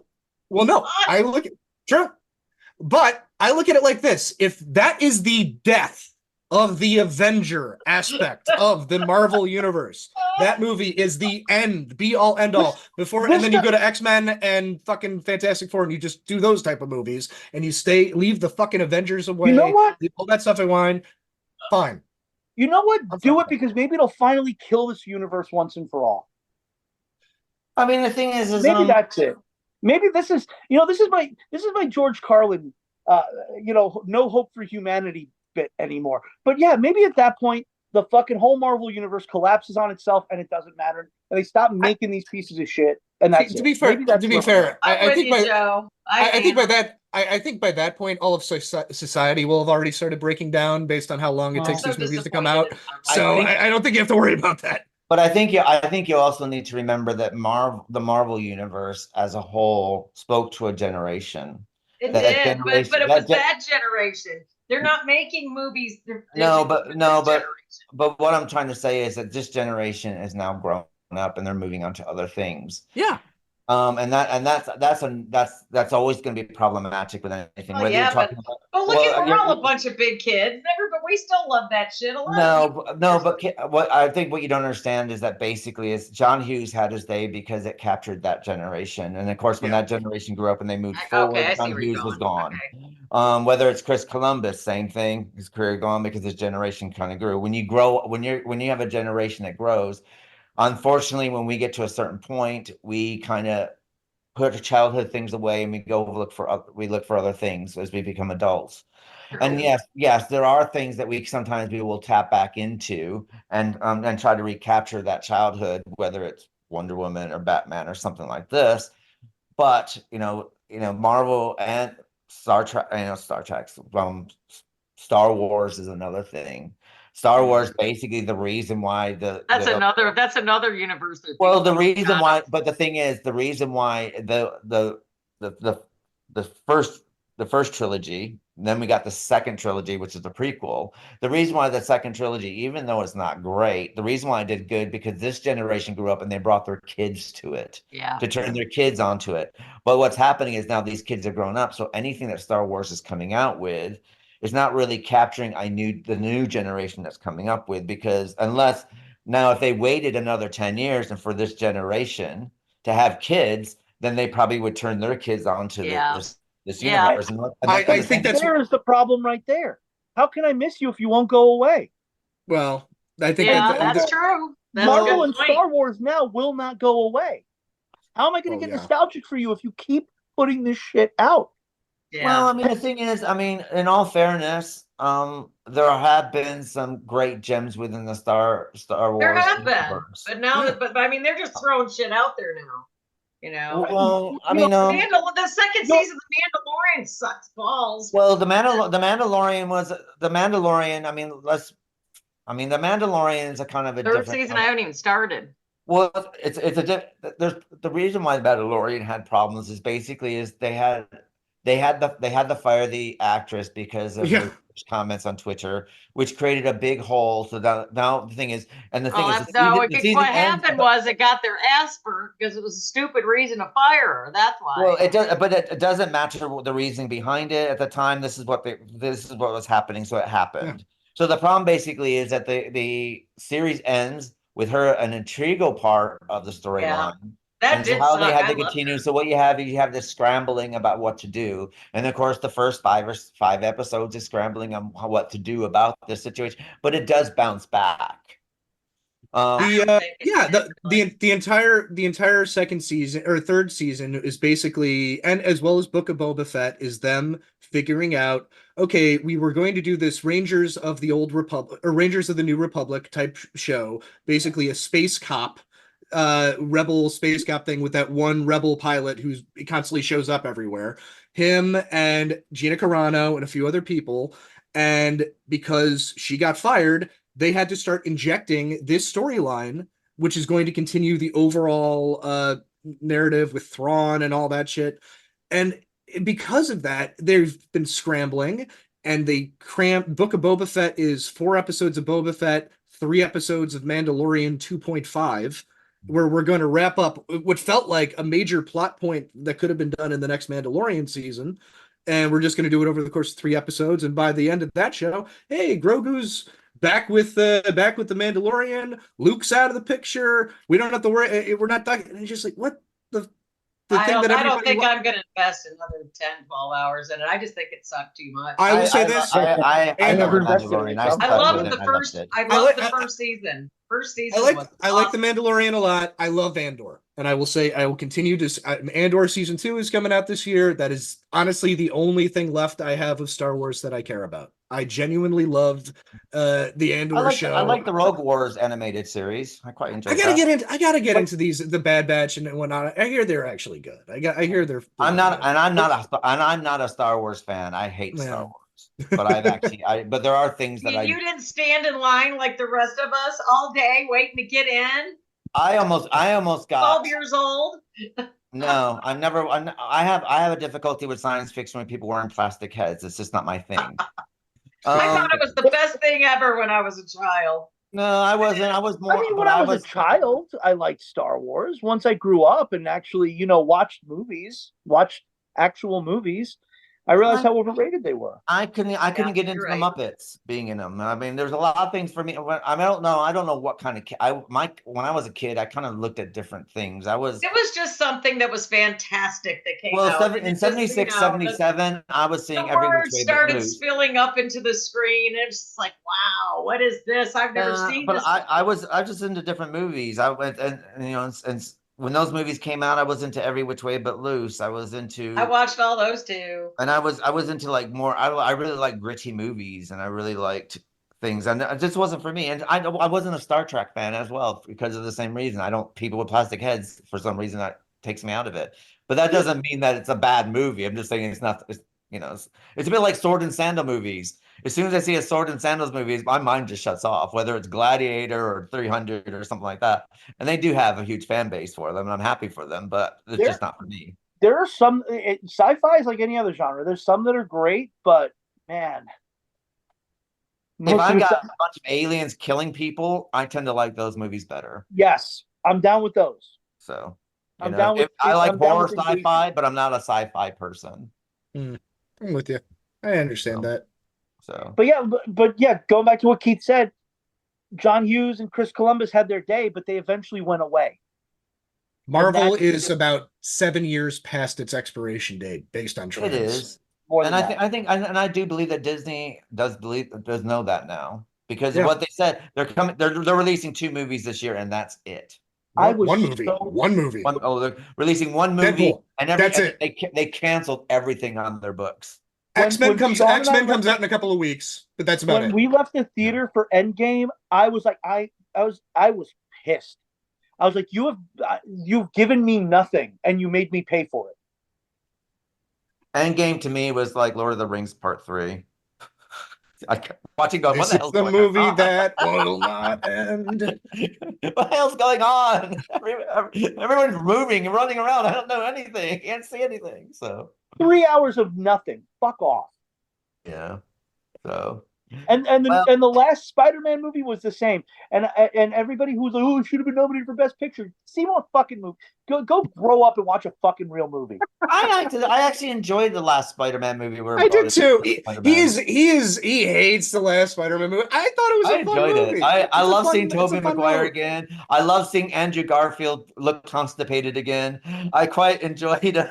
It's fine in a bubble, which is what it is. It's a fucking super. I'm fine with it. It's a nice little bit of nostalgia, and it was interesting to see the different Spider-Mans interacting with each other. Oh god, yeah. What I quite liked about it is that they did their own thing. Though I will say, for the Spider-Man universe, the multiverse animated series of Spider-Man so far has been far superior.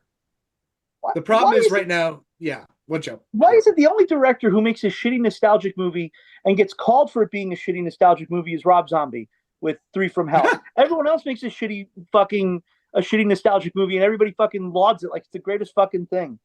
Yeah, but The last Spider-Man you also to remember that when it comes to Rob Zombie, there is this love to hate him thing about Rob. Yeah, there's that too. But Rob Zombie can come out with like the next best film out of Citizen Kane, and people are going to still shit all over it. Not saying that he'll ever do that, but and they're also never going to give him a chance to make anything outside of the fucking Firefly universe. We're never getting Raised Eyebrows. We're never getting the Broad Street Bully movie. Those are the two that I always wanted. I think Rob Zombie would probably do okay if he maybe moved his wife to the back. That ain't gonna happen. That ain't happening. Yeah. No. Sorry, guys. No Way Home sucks. Clerks 3 sucks. Sorry. A little bit of nostalgia, and you guys get all fucking teary-eyed over shit. I like Clerks. It was nice. I like Clerks 3 was great closure. You miserable prick, you. Clerks 3. I was the only one. 3 of us went to see to the theater. I walked out going, yeah, it was just manipulative trash. I turned to him, I'm tears in my eyes. I'm like, closure. I'm like, being with these characters and all that stuff, and he's just a miserable prick. Okay, so the way we ended Catwoman after all that is she's the cat who walks by herself.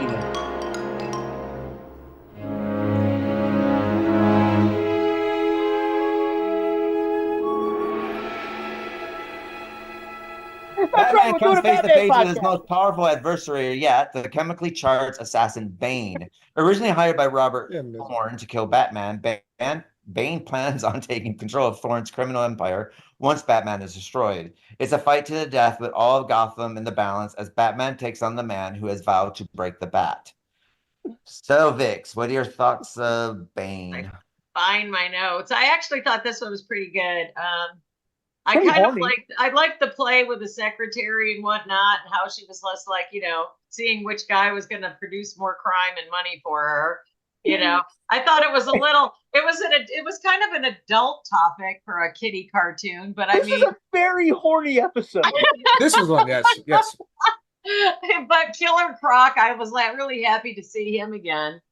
And what was it? And I don't know. Was this one with Robin's kind of funny in this one? Where he has to throw Croc in the sewer and all that. He just gets fucking captured. Yeah. Like And then he's like hanging there and he's got a weight on his legs. He always gets caught. He's always like the tripping female in the scary movies. She trips. The guy has to carry her for the rest of the movie. So it's like, I don't know why they do that to him because, for a cartoon, he's really cute.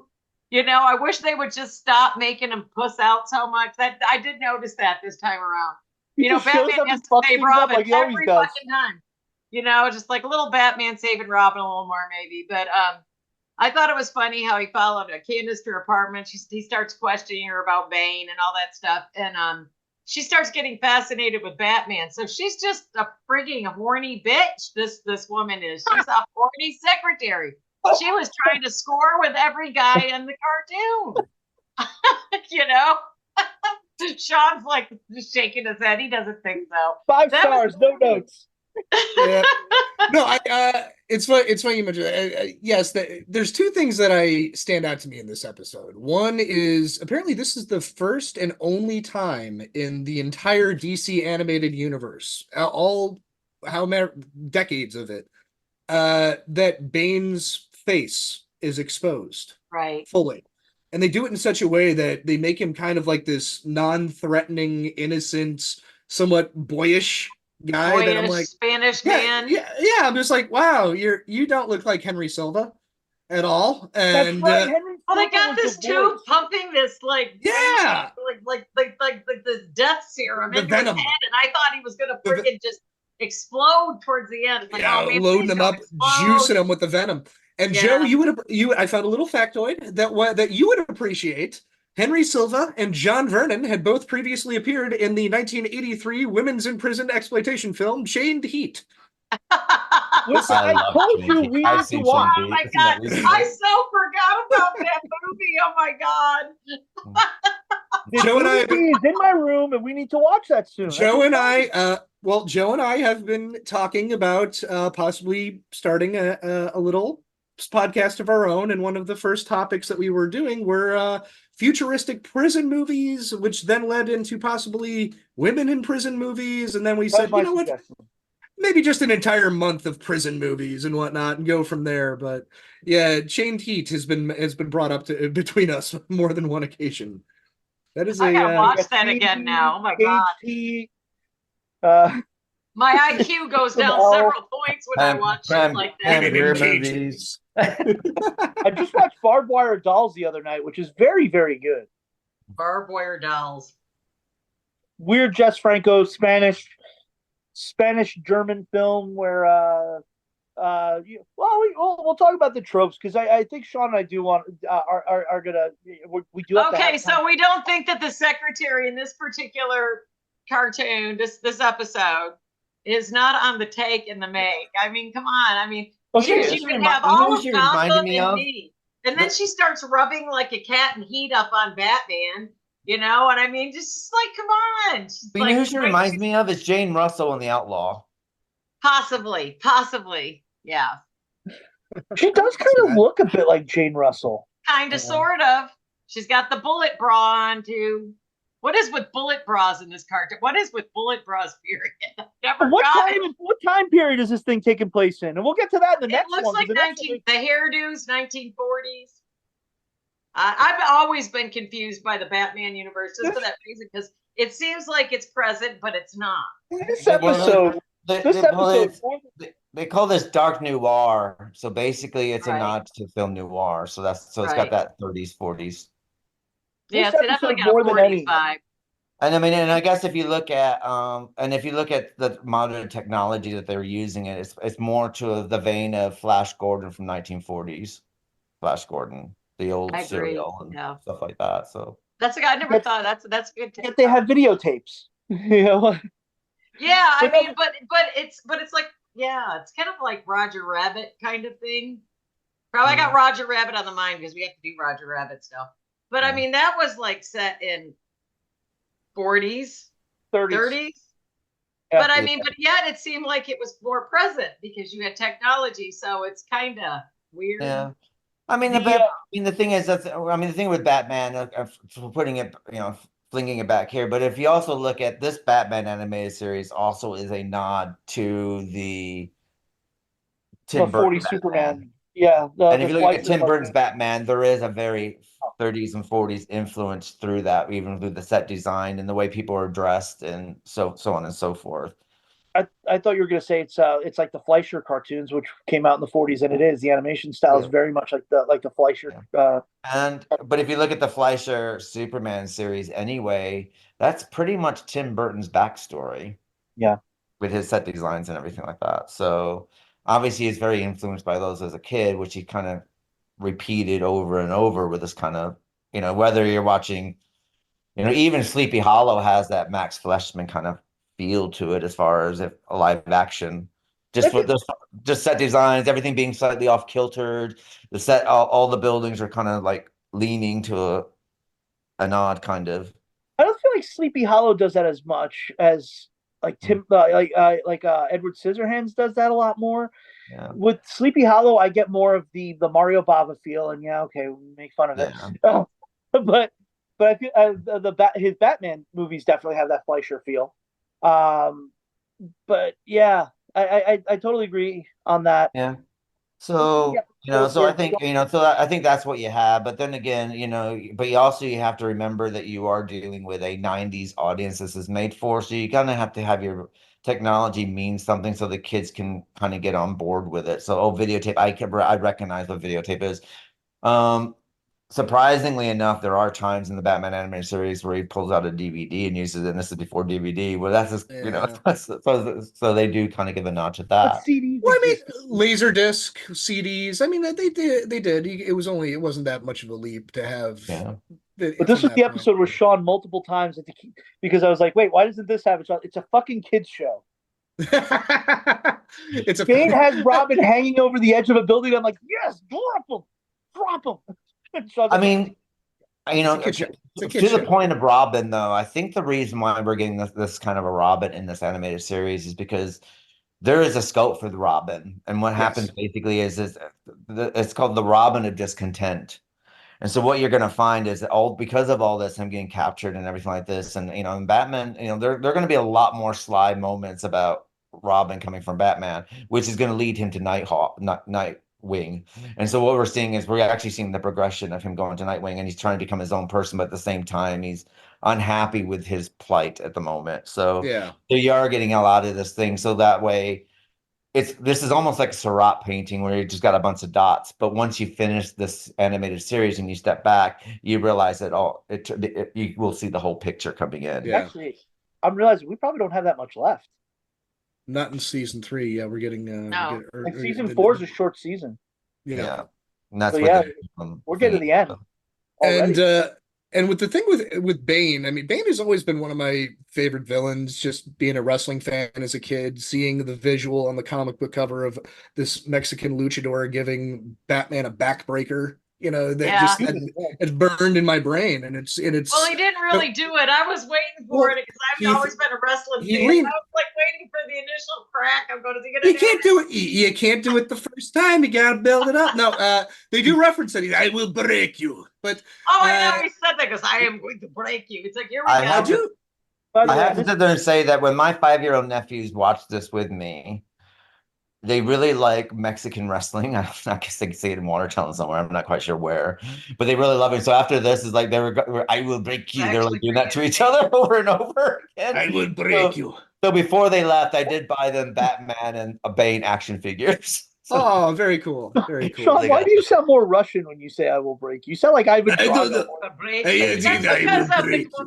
And by the way, I honestly should talk like just in the Bane voice of "No, I will break you" because that's it. That's the Bane I know. It's weird hearing Henry Silva's voice, even though that's the voice it should be. Bane in this episode is not Mexican. He's Cuban. B. Yes, he's Cuban. Yes. Tomato. I'm kidding.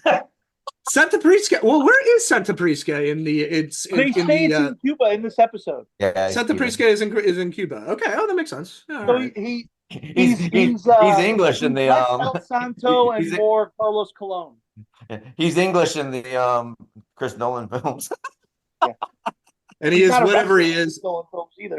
Well, no, he wasn't. He was never really a wrestler. I'm just talking about just the visual. Just as a 9-year-old kid looking at a comic book cover, a guy who watches wrestling and watches all that stuff, and you see the visual of this guy wearing a Mexican wrestling mask, not knowing the backstory of Venom, not knowing the mask, the breathing apparatus, not knowing it, just the visual of Batman being brought down in a backbreaker by this Mexican-looking wrestler. You're like, holy shit, this speaks to me. I love Batman. I love wrestling. This is like so I became a fan of Bane instantly as a kid.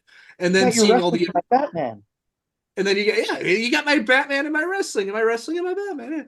But yeah, it's This was the episode though that I thought. Yeah, Another, it's I fun. mean, another interesting thing is that the reason why he has the blue Mexican wrestling thing on is because they needed him to show up against the black backgrounds. Yeah. Oh yeah. So, I can see that. This was the episode where I was noticing when Batman just knows fucking everything on every subject. Because he sits here, he looks at, I think he was talking to Alfred in the Batcave, and he starts talking about Croc and the description and about, he goes, oh, I have heard about the records of Project Gilgamesh. It's How? a scientific experiment in a Cuban prison. It's like, how the fuck do you just pull that out of thin air? We got 21 minutes. We got 21 minutes to tell a story. Let's just keep going.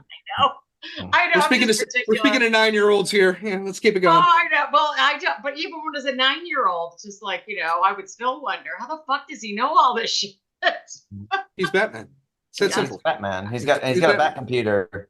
He's got. That's yeah, the thing. but he didn't even touch the Bat computer. He's tied into the immigration website, immigration database. He knows every form of human They would give him a experimentation. $10,000 free credit card. You knew instantly who this was. Amazing, isn't it? Yeah.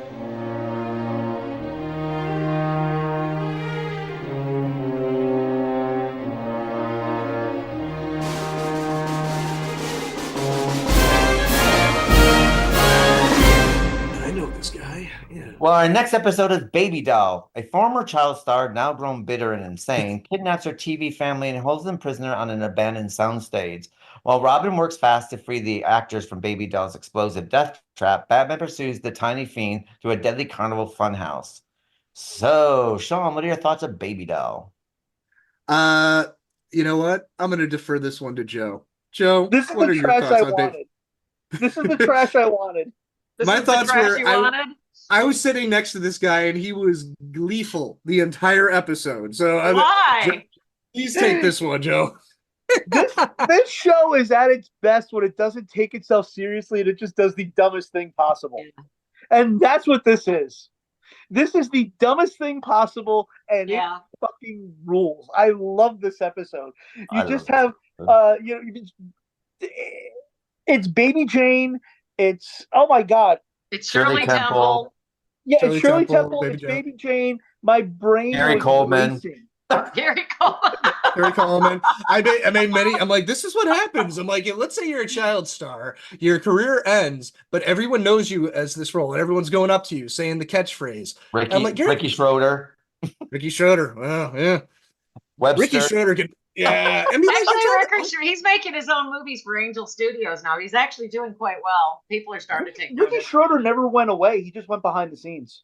yeah. Well, he just got out of Hollywood. He kind of went from the that, champ yeah. to Silver Spoons, didn't he? So He Yeah. just got out of Hollywood too because it's so, it's not a good place to raise a family if you want to stay with your wife, so they left. A lot of people leave. But I mean, the thing about Baby Doll, I think, is that, Wait, Joe, I want to hear Joe's thought on it. He was ready to get on a rant. oh yeah, I know it's not a rant. It's more, this is love for me. Like, this is just everything about this episode, from the making fun of the TV sitcom tropes to Robin actually being useful in this one. Actually, Robin actually being useful. yeah, Well, Yeah. it's funny because you could tell Robin was such a young man watching the show, and he fucking hated watching Baby Doll.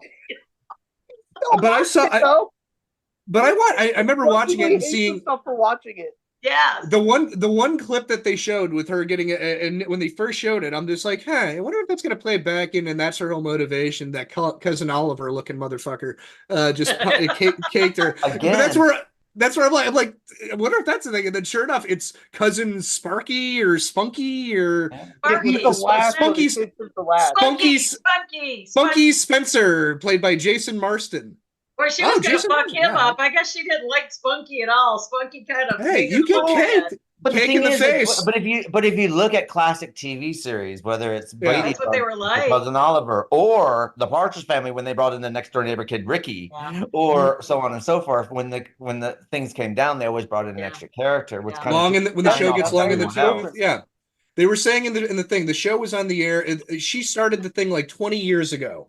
10 years into the show run, she got canceled, and it's been about another 10 years. So this is like over when the show 30 initially years, started. they said 30. 30 Yeah, well- they said she must be 30 by now. She must be at least 30. Yeah, it must I be thought 30 they said by it now. been 30 years. But Well, another yeah. thing is, if you are a Paul Dini fan, what you also recognize is Baby Doll was very much fashioned off a Tiny Toons Yeah, character. Yes. Elmira. exactly. Elmira. I Yeah. didn't think of that. Elmira, yeah. Which is, but another thing I quite liked about this episode, which I really enjoyed, was her breakdown scene. Oh Yeah. God, those are great. That was really effective because the thing is, With the mirrors. well, The the thing mirrors is, and the like, spotlight. they show her doing Macbeth because she's trapped in this body situation. The thing is, That's her doing Macbeth. but the funny thing about it, though, if go back and rewatch the actress who's doing her Yeah. voice recite the Yeah. line, she's Yeah. doing it fantastically well. No, that was the thing. I'm like, this is amazing. If it's just a little baby, so I can't take it seriously. Baby No, Macbeth. And that's the can you imagine? problem. And the thing is, if you look at Gary Coleman, this is Gary Yeah. Coleman. That's what happened to Gary Coleman because Gary Coleman had that Yeah. kidney disease where he couldn't grow. No, That's I true. can. My heart broke for her character when she's giving these monologues, and it is hysterical of a visual as it is to see a baby doing Macbeth. It's still one of those things. You're like, God, You know what this it poor reminded me of? actress. Yeah. Just think about it from that perspective. Your heart Yeah. goes for this woman. So It yeah. reminded me of like the Interview with a Vampire when Kirsten Dunst could not get Yes. cancer, Again, Claudia. Or the you kid. know, Yeah, absolutely. and she was resentful because she couldn't age and be a woman, Well, I mean, think about it. I mean, think about being yourself, but just trapped in your 8-year-old self, 8 to 10-year-old Yeah. self. But yet you're Being an adult inside your mind. Being an immortal child. I mean, How that do you- is- how do that's you a find horrifying love? thing. Yeah. How do you Can't. find love when you look like That a was- child? The near dark addressed that. This guy, hundreds of years old, but he's he's like a 9-year-old kid, and he's just like, Yeah, I can't. Jason Patrick's brother, Jeremy Miller. Yeah. Yeah. So I thought that for a 21-minute episode, they put a lot in this, and they you're kind of pack watching a it lot going, into the episodes. They never really leave you for content. They Right. don't. They always have something, whether you like it or not. and I have to say, when it came to the baby doll episode, I thought it was going to be really stupid. But I actually really, really enjoyed it. I was like, it caught me off. This episode. It's the right type of hard. stupid. Yeah, it's Yeah, it was just the the right right time. amount of stupid with, like you said, a great closing scene. And a great closing line if I didn't mean to do it, which I kind of laughed at and went, well, you kind of did mean to do it. He kind of did mean to do it. You were. You all. You may have went a little too far in a few places, but yeah, you kind of did mean to do it. She's a brat. Well, but I also like. what I also liked is that when she started capturing the other actors that were in the show with her and where they are, because obviously they're not doing fantastically well either. No. I think one of them was kind of doing a dinner theater, weren't they? So it's like One was doing Death of the Salesman, yeah. yeah. So which is like, so obviously they're not doing, but it wouldn't look like it was like the greatest theater to be doing Death of the I liked how she No, hugs we did not. Batman's leg in the end, because she's just really just a fucked up person. I mean, you can't do nothing for somebody like that, whether it's cartoon land or in real life. That's no cure. Well, I mean, another thing is that what I think it was also is that if you are a child actor or a child star, or you have your own TV show and everything's centered around you, that once that's taken away, like if you look, and then I guess I guess you're so much into your head because everything's catered to your head. But if she just stood back and realized that none of her other actor friends who were in the series have progressed either, No. it's a bit like, Well, she was forcing them to have a birthday party, and she was Well, that's the violent with but them. So in her mind, her show got canceled when she stopped being the star, and this other guy came in. actor came in and took her star away, and that's what caused the show to be canceled. So to be honest, what she should have done is kind of got revenge on the producer and the Yeah. people who Yeah. made this choice about why the show. Well, she wanted then- her family back. Well, it's not so much she wanted her family back. What she wanted basically is that basically she thought if she could turn back time and recreate this and make him the the laughing stock of the episode, that maybe there would be a chance to redeem the show, and that maybe the show would have a different ending than what it had. It wouldn't have been canceled. And then, I mean, it's a messed up way of thinking about it. But, the thing is, if you look at any of these TV shows, whether it's Facts of Life, Different Strokes, Brady Bunch, none of these kids ever go on. And most of these actors very rarely go on. They're so pigeonholed in that role for like eternity. But even the adults get pigeonholed. I mean, how much? Oh, yeah, they do. Yeah. Well, how much did Conrad Bane in Different Strokes move to? He didn't exactly have a flourishing career after Different Strokes. Florence Henderson did not have a flourishing career after Brady Bunch. Even the adults don't do Shirley well. did pretty good though. No, she didn't. She Also, Partridge Family, and that was it. No, Hey, wait, Dana- I'm thinking of prior to that. She was doing Oklahoma and all that. Yeah, shit. prior to that. Yeah. But once she did television, that was Not with it. it. So, Yeah, you're right. and You're I right. think, David Cassidy is another one who basically, He kind of disappeared. Yeah. well, Dana Plato's last movie was called Different Strokes. yeah. So, Different kind of stroke. yeah. Definitely But, different. so I thought it kind of handled everything in a very, very well It positioned. was a nice, tight little fun Yeah. 21 minutes. I'm just trying to ignore what y'all are talking about.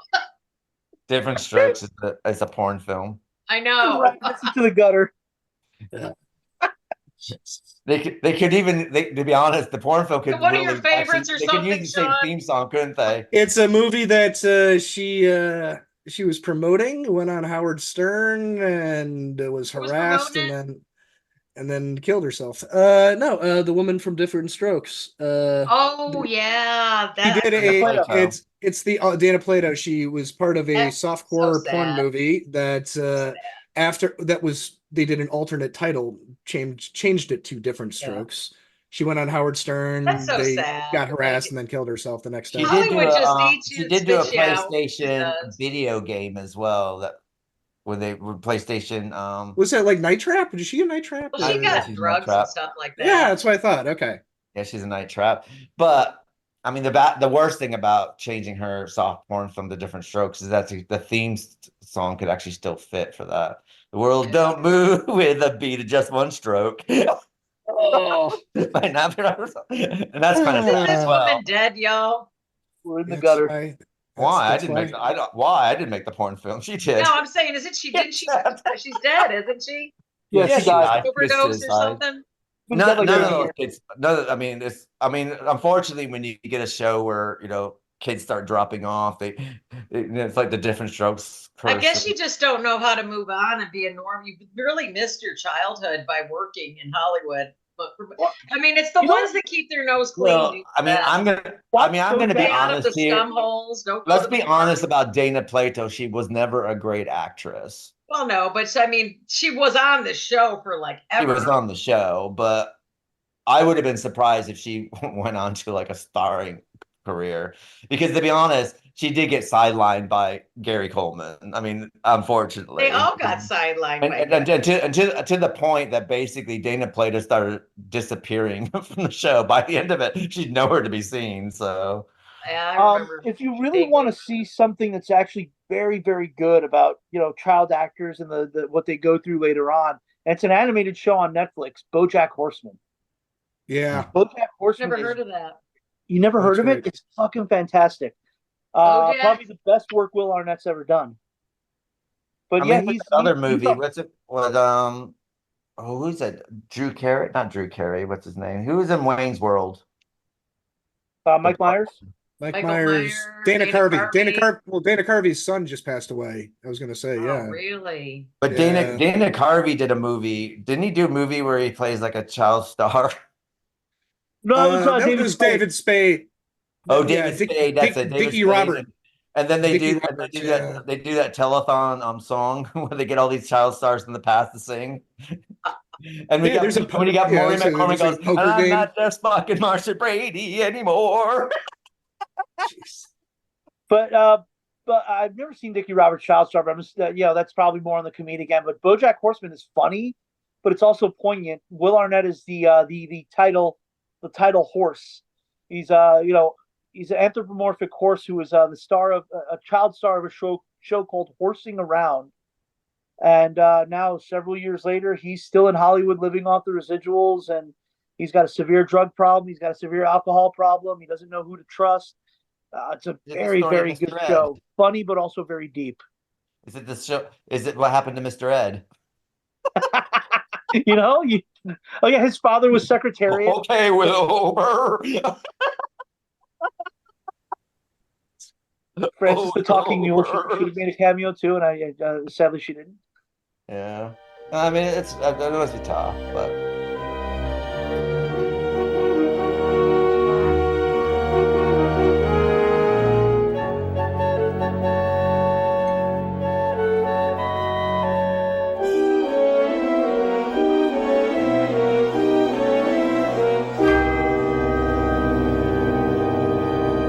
Well, let's discuss what our favorite episode of this block is. Starting with you, Joe, what's your favorite episode of this block? Oh, Baby Doll by far. By like a country mile. It's dumb where it needs to be dumb, and it's poignant where it needs to be poignant. It's great writing because you took a concept that could have been trash, and you made it into something that's actually really, really compelling for half an hour with just the right amount of stupid, just the right amount of just actual greatness. And what about yourself, Vix? Catwalk. I just loved watching Batman be uncomfortable and stuff like that. I just got a kick out of it. He's still just a guy. That would be my second. I liked all of them, though. I thought they were all pretty tight episodes. I thought they were a lot of fun. And yourself, Sean? Probably Baby Doll. I had a lot of fun with that one. The absurdity of it all. I like that Robin was actually put to use. I like that. I'm like, oh, okay. I saw the Cousin Oliver thing, and I immediately knew where it was going. I'm like, all right, yeah, this is something that it was a overall fun episode. Robin doesn't fuck it all up. Yeah, for once, Robin saves the day. And with a notable mention to Bane, just because Bane is one of my favorite villains in the Rogues Gallery, and it's nice to see him finally get his animated debut. I liked all the episodes, but Baby Doll sticks out for me because as I said before, I really was kind of dreading this because I thought it was going to be really horrible. Like, ugh. I thought it was too. But after watching it, it's like I was very wowed by it. It was a nice, really nice surprise. But saying that, I did like all the other episodes as well because I got, But then again, I'm a geeky fan of the series, so.